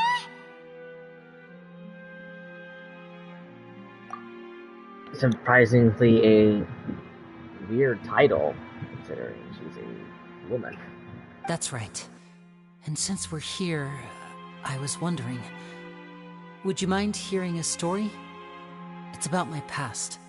Back when our parents first died, Lynette and I were left wandering the streets. To survive, I took to surreptitiously observing an older street performer who did magic. It took me several days to figure out how he pulled off his amazing tricks. I took my sister through several streets until we found a crowded corner, and we began to perform magic tricks there. To my surprise, we proved to be pretty popular, and we could at least stop worrying about where our next meal would come from for a time. But I didn't want my sister to remain a street rat together with me forever. Before long, an aristocrat came to me and claimed that he wished to take us in after watching my performances. So you went from orphans to nobility just like that? That was how we felt at first too. As if fate was on our side and we could say goodbye to those painful days. But I gradually discovered that while we were called foster children, he was really after my talent for magic tricks. He would constantly take me to all sorts of banquets to garner attention, which he would then use to expand his social circles. That doesn't seem too bad either. Better than roaming the streets at any rate. It took a while for me to realize just how dark his heart really was. After one particular performance at a banquet, I discovered that Lynette was not on the same return vehicle as me. I waited a long time after we returned home, but she did not come back. I went to that noble's bedroom and asked him about her whereabouts. The answer he gave me was, she caught the eye of the most eminent person at the banquet, so I sent her over as a gift. I mean, you'll be able to perform your magic regardless of who your assistant is, yes? Oh no. So he was gonna... But wouldn't Fontaine's laws deal with such people? As far as outsiders are concerned, this is a relationship akin to adoption or foster care, and they have their ways of escaping the eye of the law.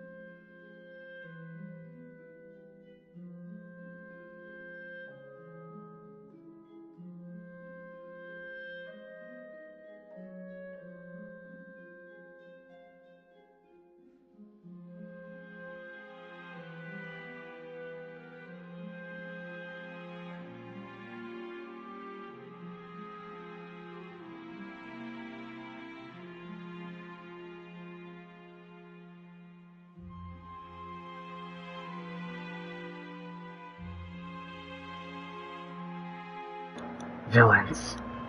So what happened after that? I managed to ferret out the location of the mansion of that so-called eminent person and hurried through the night. But by the time I leaped over the walls, avoided the guards, and made my way in, all I saw was the moonlit ground covered in blood, and the knave standing there in the darkness. So, she'd already taken care of that guy. That's right. She had rescued my sister before she could come to any harm, and had even discovered several girls hidden in a basement, all of them orphans. Father, I mean, the knave, might have seen something in me, and so she made me an offer. The House of the Hearth welcomes you, for your interests align with ours. Here, none will ever betray you. Indeed, betrayal shall never be permitted here. I was hesitant to trust her. I mean, I had just been betrayed by nobles. But she was also quick to destroy the noble who had taken us in at first, giving us back our freedom. Oh, so that's how the two of you joined the House of the Hearth. That's all in the past, though. The knave is after the Enosis, isn't she? She has her own plans. She has gained permission from the Tsaritsa to first use the Gnosis' power once she obtains it. She plans to use it to find a way to break the prophecy and save Fontaine. So... I'm sorry, what? So, she believes in that prophecy too? That's right. The whole House of the Hearth is currently working to combat that crisis. Today's case has also proven that people from Fontaine can indeed dissolve into some sort of water, thus further supporting the prophecy. Everyone at Hotel Bouffe d'été, including the Knave, has their roots in Fontaine. And we will always defend our homeland. To us orphans, the only connection we have left to this world, apart from our family, is our homeland. So, from small deeds like distributing magic pockets to huge schemes like stealing a Gnosis, everything is aimed at dealing with that prophecy. I'm sorry. It's all right. I understand. The only thing I can do is relate all this to you. I just hope you can understand that even as a member of the House, I have never stopped making my own decisions, and that I believe what I'm doing is right. If you should need anything at all in the future, feel free to find me. I will do my best to help you, as plain Linny. I understand.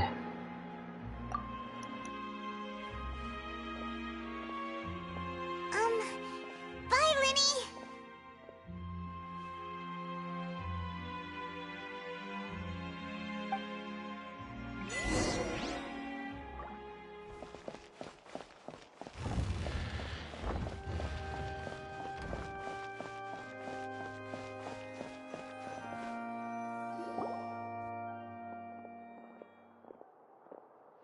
Hey there.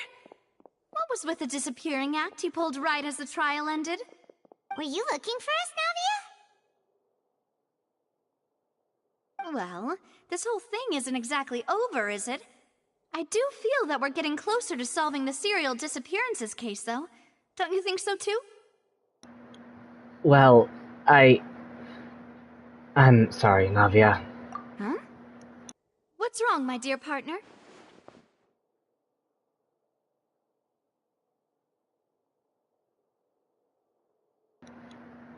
I wasn't necessarily looking for a serial disappearance case. I was just only trying to defend Lenny. Besides, are you sure we're the ones who can crack a case that's been cold for decades now? And given that there's new evidence from the trial, there should be a trail of breadcrumbs for the Hydro Archon's people to follow now, right? Ah. I see. Well, I won't lie. I'm a little shocked to hear that from you. But I suppose you are just travelers who have only arrived in Fontaine after all. Sorry. I might have been too presumptuous. Don't say that, Navia. Ah, and we were having so much fun investigating with you, too.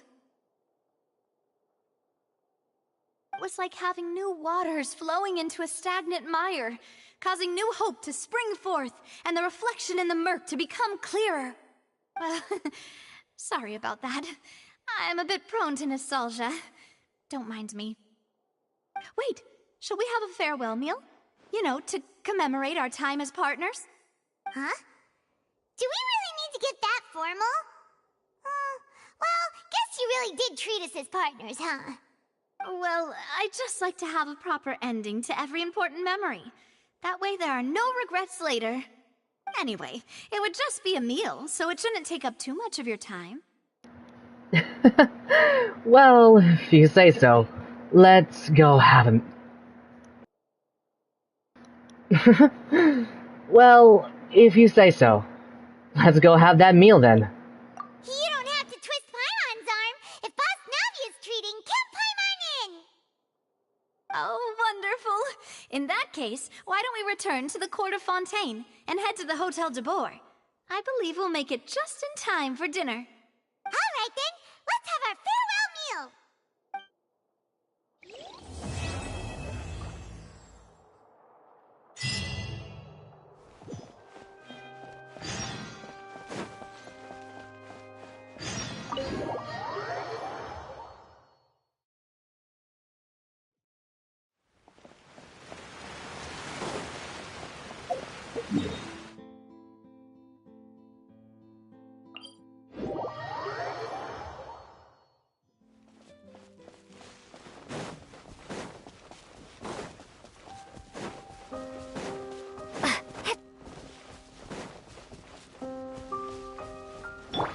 Fusion shell!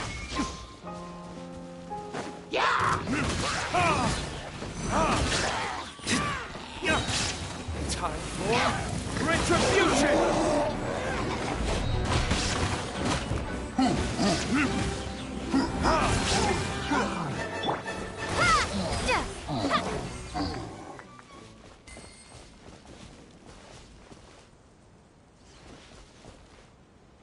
Hey there, little guy. How you doing? What's up? Hey, don't come run with me. I just want to talk. I just want to talk. Okay, you asked for it.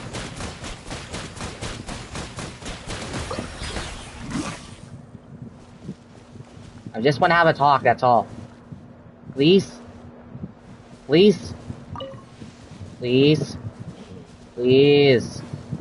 Please? This is so adorable. I'll leave you alone.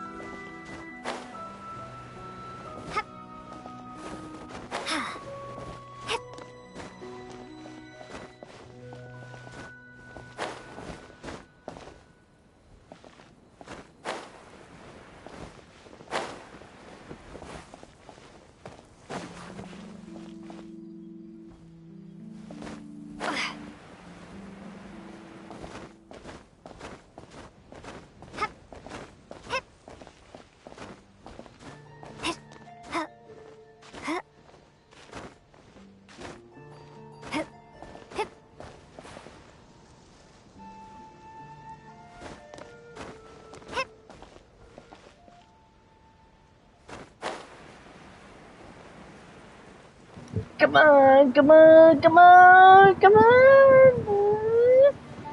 There we go. Alright. There we go. Maybe, the lack of my voice stuttering is, maybe I was nervous with the trial. That I might lose to a Hydro Archon. Which is so freaking ashamed of myself. Because I hate her. I hate Marina. But we'll see how the story goes. Okay, this is really good music.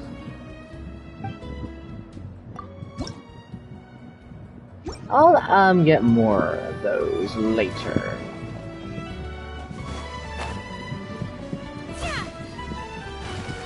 Oh, what?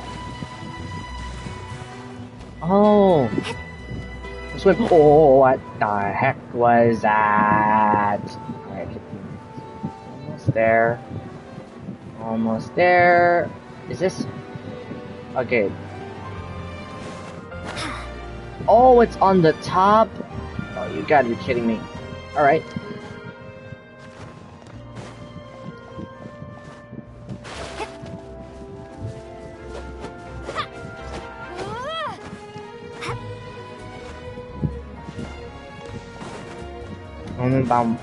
Ooh.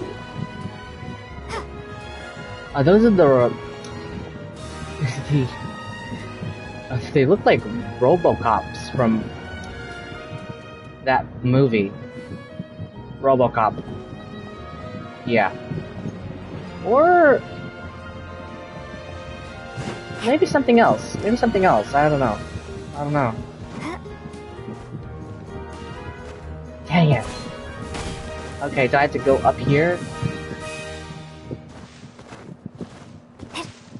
I have to go up here. Up here, then... Oh wait, no! Oh gosh, damn it.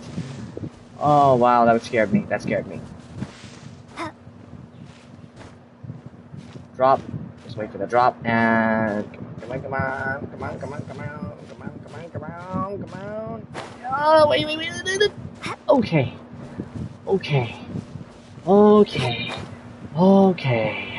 Okay. Where? Higher ground.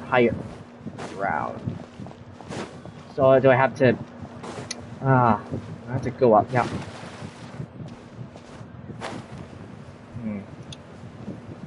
I see. So I have to go up here.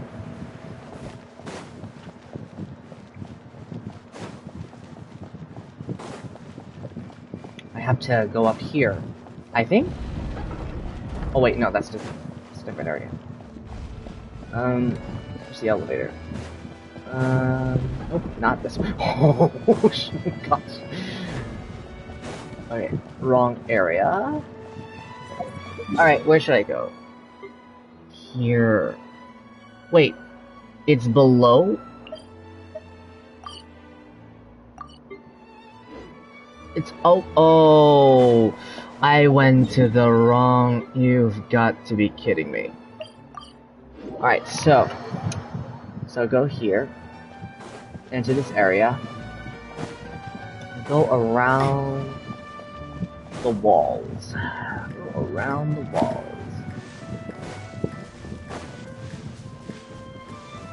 Just go around the walls, that should be fine. Oh my gosh. I just thought I was gonna die. Oh man, that scared me. That really scared me. That really scared me.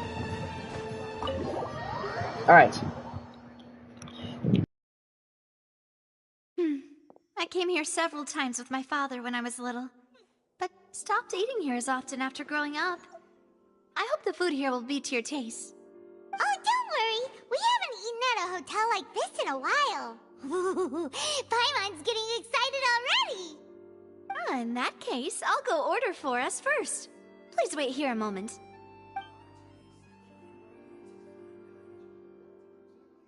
Ooh, everything looks so good. People in Fontaine sure know how to enjoy life.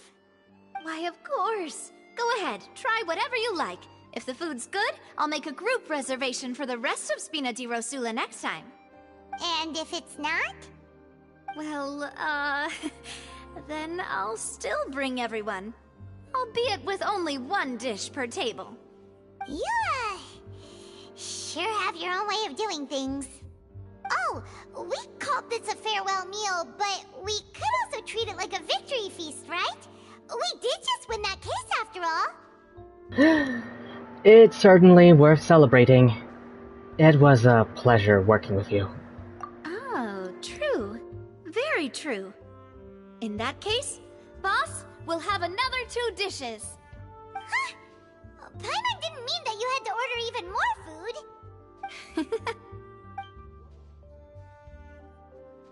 Speaking of cases, do you think that the mastermind behind the serial disappearances will get caught soon now that this has all happened? Well, we've certainly taken a big step forward, but I feel that's about it. We know that there's an organization that means to dissolve these young women, but we still don't know what they are really after. If it hadn't happened right in front of us, Paimon wouldn't have ever believed that a person could be dissolved like that. Right? Yet it was because this was such a preposterous notion that the investigation could never really move forward before. Ugh. If only that guy could have finished speaking! We were so close to hearing who was behind it. In such investigations, even the smallest step can seem like a yawning chasm if the trail of clues is cut off. To be honest, I don't have high hopes for any follow-up that the authorities might conduct. It's not that I don't have faith in their ability, it's just that a different perspective is required in some matters. It's easy to guard against and deceive a single narrow perspective. A shift in thinking is required at such times in order to produce a breakthrough. Which is exactly why the Spina di Rosula exist. Those highfalutin folk are not all-knowing. That's why we exist. To seep into the cracks where filth falls through. Where their watch fails them. That's the kind of problems we solve. Seems Paimon thought things were simpler than they actually are. It's alright. Well, this was supposed to be a farewell meal, so I doubt you have further interest in this business, right? Let's talk about something else. Like, what are your future plans? Well, we wanted to ask the Hydro Archon for some information, but we haven't had so much opportunity to do so. That's true. We didn't have a chance to speak to her after the trial ended. It didn't really seem like the right time or place to do it anyway. I see. So, your primary objective, which has been foiled so far, was to have a chat with the Hydro Archon. I've heard that there's a long line of people waiting to meet Lady Farina. I suspect you'll be waiting for quite a while, considering that you missed your chance today. Yeah, we've heard that she's super popular here in Fontaine, and that it'll be tough getting any of her time.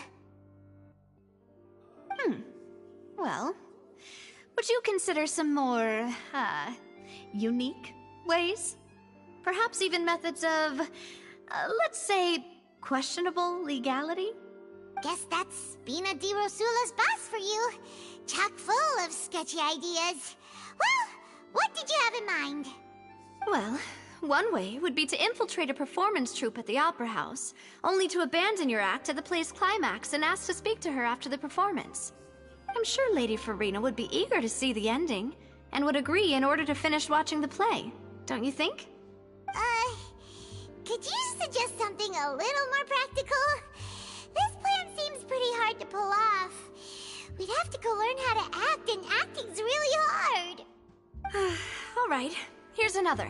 Find a way to conceal yourselves under her bed. Then, wake her up in the dead of night and demand answers.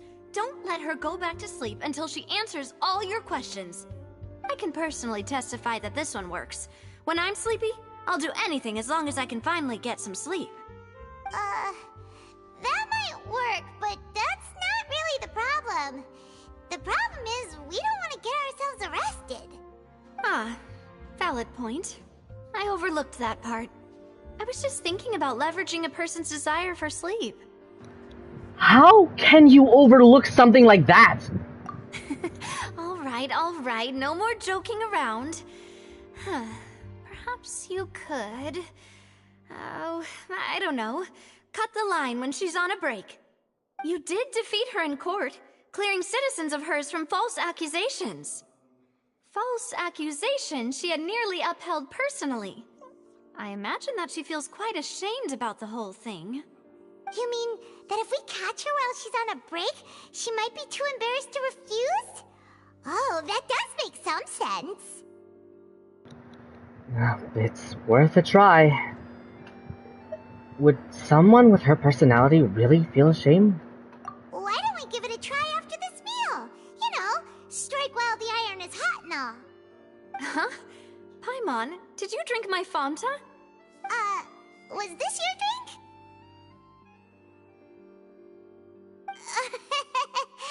Sorry about that.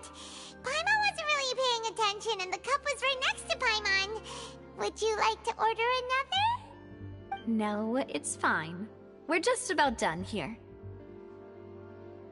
Alright.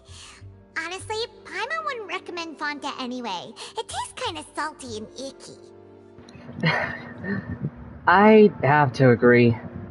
My drink also tasted that way too. Is that so? Huh. Well, in that case, we'll have to blacklist the Fanta here then. If we're all finished eating, then I'll go pay. Yeah, we're stuffed. Thanks for the treat, Navia.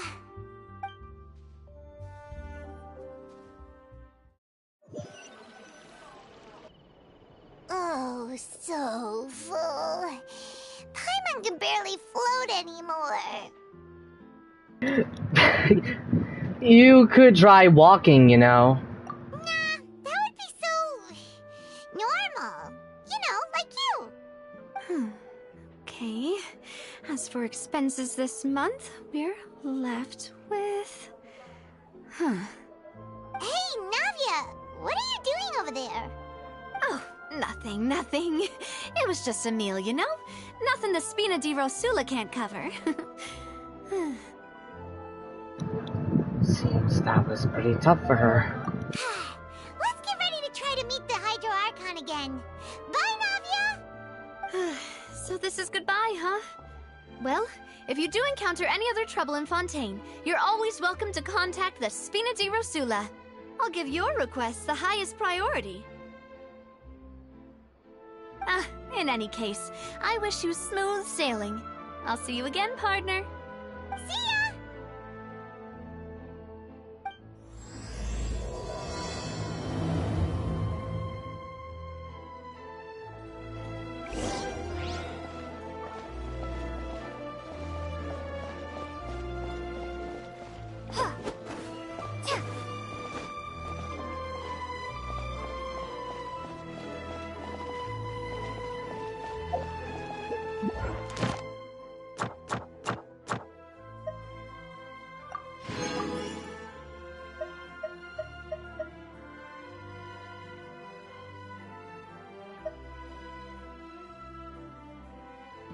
Oh, this is a lot. Once you have reached your daily encounter point limit, any further points gained will be converted into long-term encounter points. Long-term encounter points will stored and not reset along with daily commissions. If your daily encounter points are not full, you can expand original reasons to convert long-term encounter points and make up for the shortfall in daily encounter points, thus obtaining the corresponding rewards. Stored long-term encounter points will be resetted with certain versions once per year.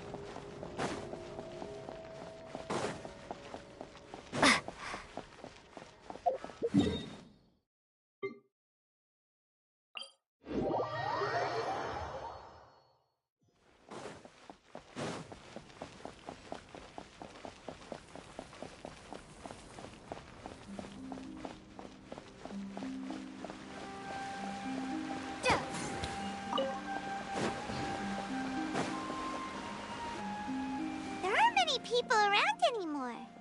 Looks like that boat we took to Araneus might have been the last one. Vache. Looks like we're back here again. Huh? Traveler? Are you hearing voices again? Yes. And it's clearer that... Yes. And it's clearer than it was during that day. Ugh. sure we don't want to come back in the morning? Vache? Vache!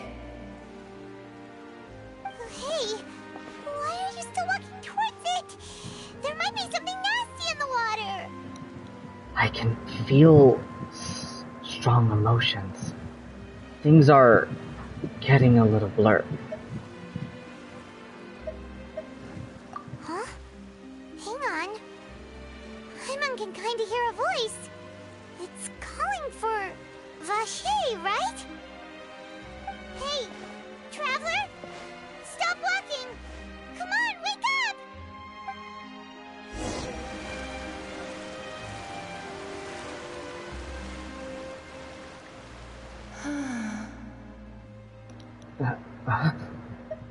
Where is this? Vache! Are you... my dear Vache? No, wait. You seem to be someone else. Do you know Vache? Do you know where my love is? I'm afraid not. I'm sorry. Who are you? Wait. Who am I? I'm very sorry. I fear I do not know. My memories feel like they have been washed away like a flood. So many fragments dissolved amidst the tide, never to be recovered. How much have I lost?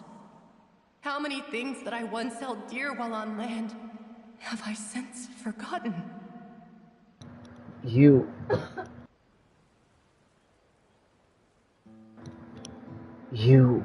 were once human?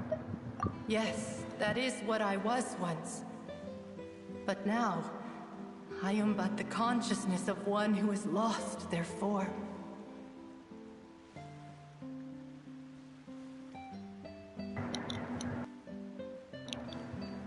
You lost your form.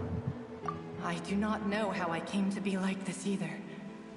I only vaguely remember being covered in light blue water, and then all grew dim. Light blue water. Could that have been... Could she be the one of the girls who were dissolved? I also remember going to many places. I loved adventure, loved exploring places of peril. No matter where I went, Vache would go with me. I knew how dearly he loved me, and I also loved him equally as much. But now, we can no longer go back. The pain of such parting. I never knew how heavy it could be. So you need me to find him? No! Our reunion no longer has any meaning. There is no way for us to create any new memories. The thought of me gives him no succor. So let it lie forgotten beneath the waters.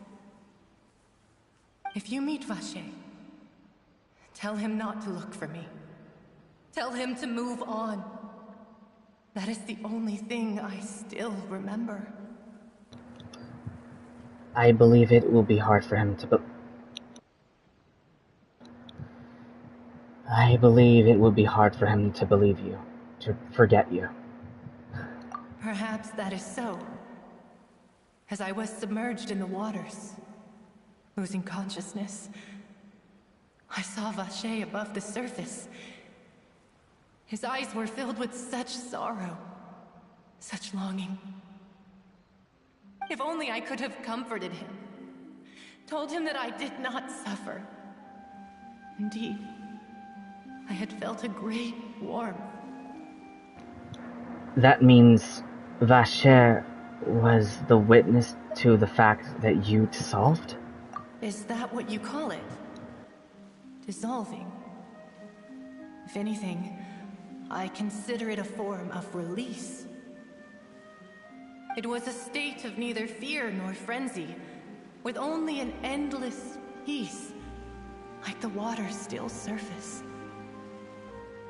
I could also liken it to being a thirsty person who drinks water for the first time, and only then sees how they have lived for so long in a world of endless want and anxiety.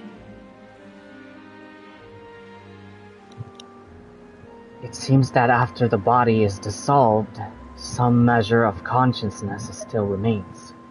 I think I hear your companion. It's time for you to go, I think. Is that Paimon? Ah, right. I wonder how much time has passed in reality. Farewell, then. I am glad that you were able to sense my presence. Remember, if you see Vache, tell him not to seek me out any longer.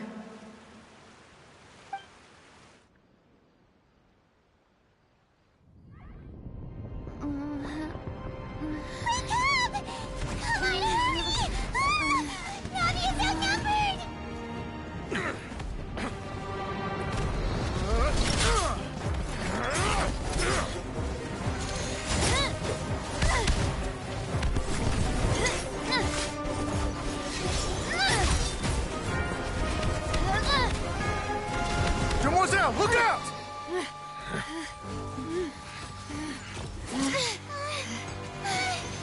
Dear God, it's a whole army of Gardamex. Florand! Chlorand?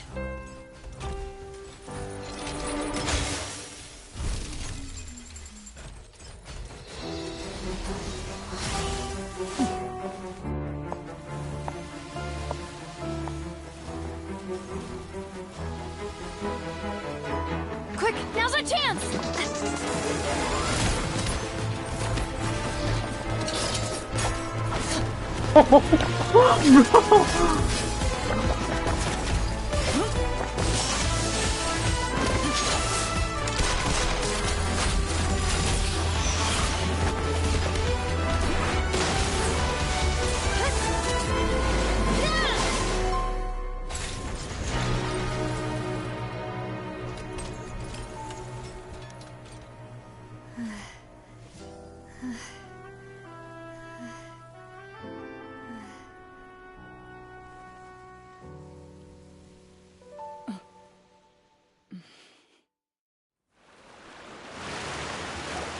I think I pronounced her name. Thank you for lending us your sword there, Chlorand. But before I do so, could you explain how you managed to show up here? I followed you. It seemed to me that danger has followed you more closely as of late. I believe that following someone without their knowledge is actually called stalking, is it not? Mr. Callus's last wish was for me to ensure your safety, and I will not betray his trust. He would do the same, were he alive today. Do not speak of my father! Sorry, Demoiselle. I was not strong enough. Thank you for your aid, Miss Clorand, but do keep an eye out for your manner of speech. I believe we all wish to avoid unnecessary emotional harm. Sorry, I did not consider your feelings. Whatever. What else do you know? How did you come to the conclusion that I'd be in grave danger? I doubt I know much more than you, but I believe that the mastermind behind the serial disappearances is very powerful. Your performance tonight will almost certainly attract their attention. Huh. I'm sure they've known about me. To be honest, I'm shocked it's taken them this long to act against me. And what about these Gardamex? I thought only those associated with the Maison Gardiennage could control them. None of these mecha have serial numbers. I was sure to check a moment ago. They are not the ones used by the authorities to enforce the law. I can only conclude that some powerful or wealthy party must have obtained them via illegal means, deploying them as a private force of sorts. What? Your point being that they're out of Spina di Rosula's league, then? Yes. Be careful, and do not act rashly. I will continue investigating no matter what. We will bring the truth to light. That's my father's true last wish. Regardless, thank you for your help today, Clorand. But if you get any ideas, tell me first. I don't much appreciate being followed. I do not think that they'll strike again anytime soon. So I shall stop following you. Good day, all.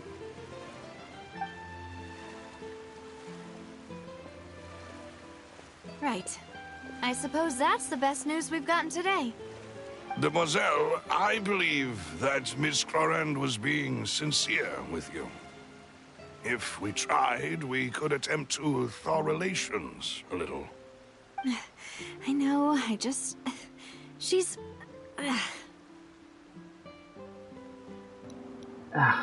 What just happened? Who was that? Oh, thank goodness! Paimon thought we were done for! Those Gardamex came out of nowhere while you were unconscious, and Nadia and her gang saved us!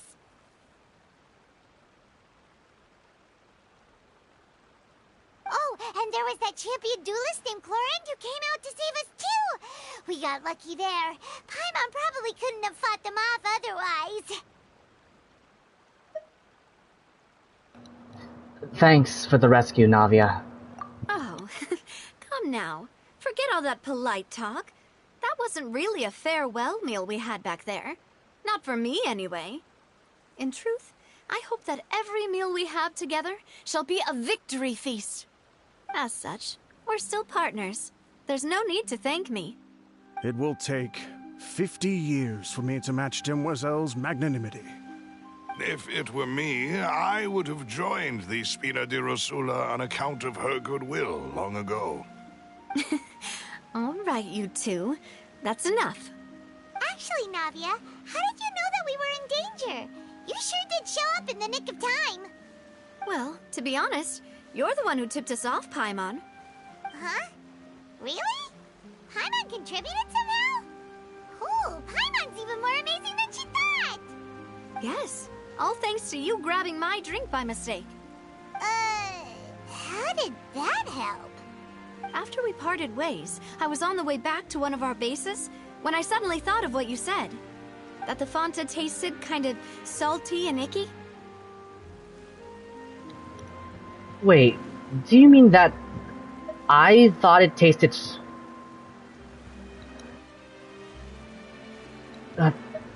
wait, do you mean that... Wow, I thought it tasted strange as well, but I couldn't be sure. Fanta only comes in sweet flavors, so how could it have tasted salty? The color of the drink, if I recall, had also been a bit off. So the Fanta had been spiked with water from the primordial sea? Yes. So if you hadn't drunk that cup for me... Spina di Rosula is preparing the grandest of awards for you as we speak for saving the boss. Huh? Really? Fortunately, Paimon, neither of us are from Fontaine. Otherwise, we would have been... I sent people to Hotel de Boer to investigate, but whoever did this left no trace at all. That's when I figured out that you might be in danger, and hurried here as quickly as I could. But why would they go after us too? All we did was defend Linny in court and help clear his name. Ugh, now we're caught up in this mess too, aren't we? Well, you did foil a plan that they were probably pretty proud of, and almost got their name in the process. Speaking of which, did anything strange happen when you drank the primordial seawater? Well, it can't be coincidence that the traveler fainted just now. She said that she heard that voice calling for Vache again. Oh, and this time Paimon heard it too, but it was real faint. Does this situation have to do with the primordial seawater then?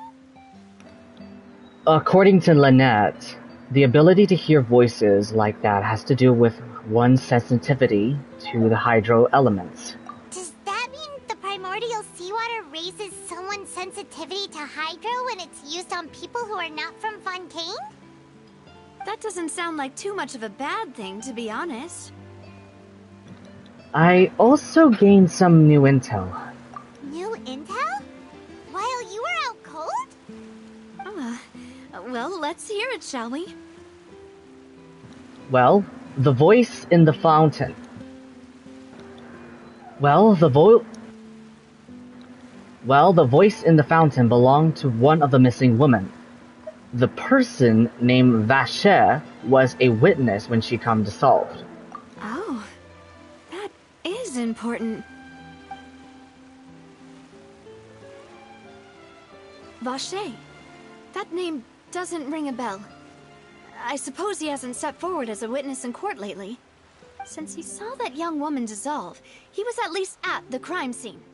But he never gave testimony or any information regarding people dissolving in the primordial seawater. Could he have been threatened?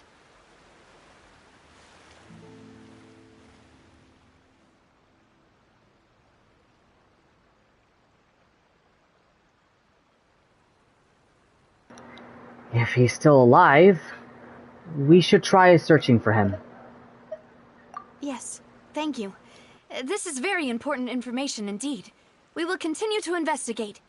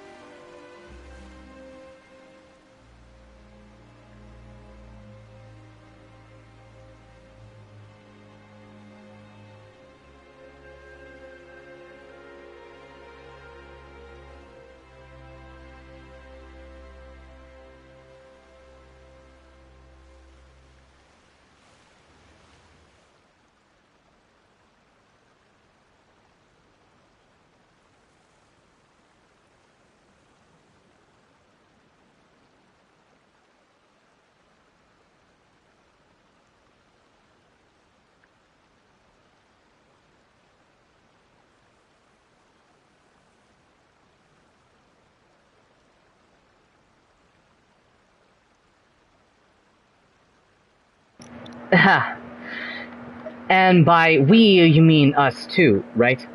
Oh, you mean you'll help us investigate? Well, you did say that our farewell meal didn't really count.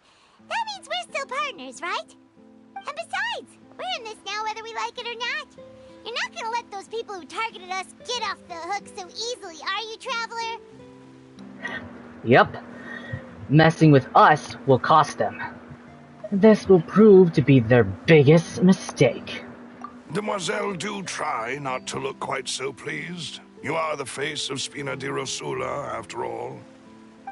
You talk too much. Well, in that case, let's head back to one of our bases, shall we? I'll arrange accommodations for you. We also have some plans to go over, and hopefully we can deepen our bonds as partners. But we'll take that one step at a time, I guess. Don't worry, you two. With us around, our base is definitely secure.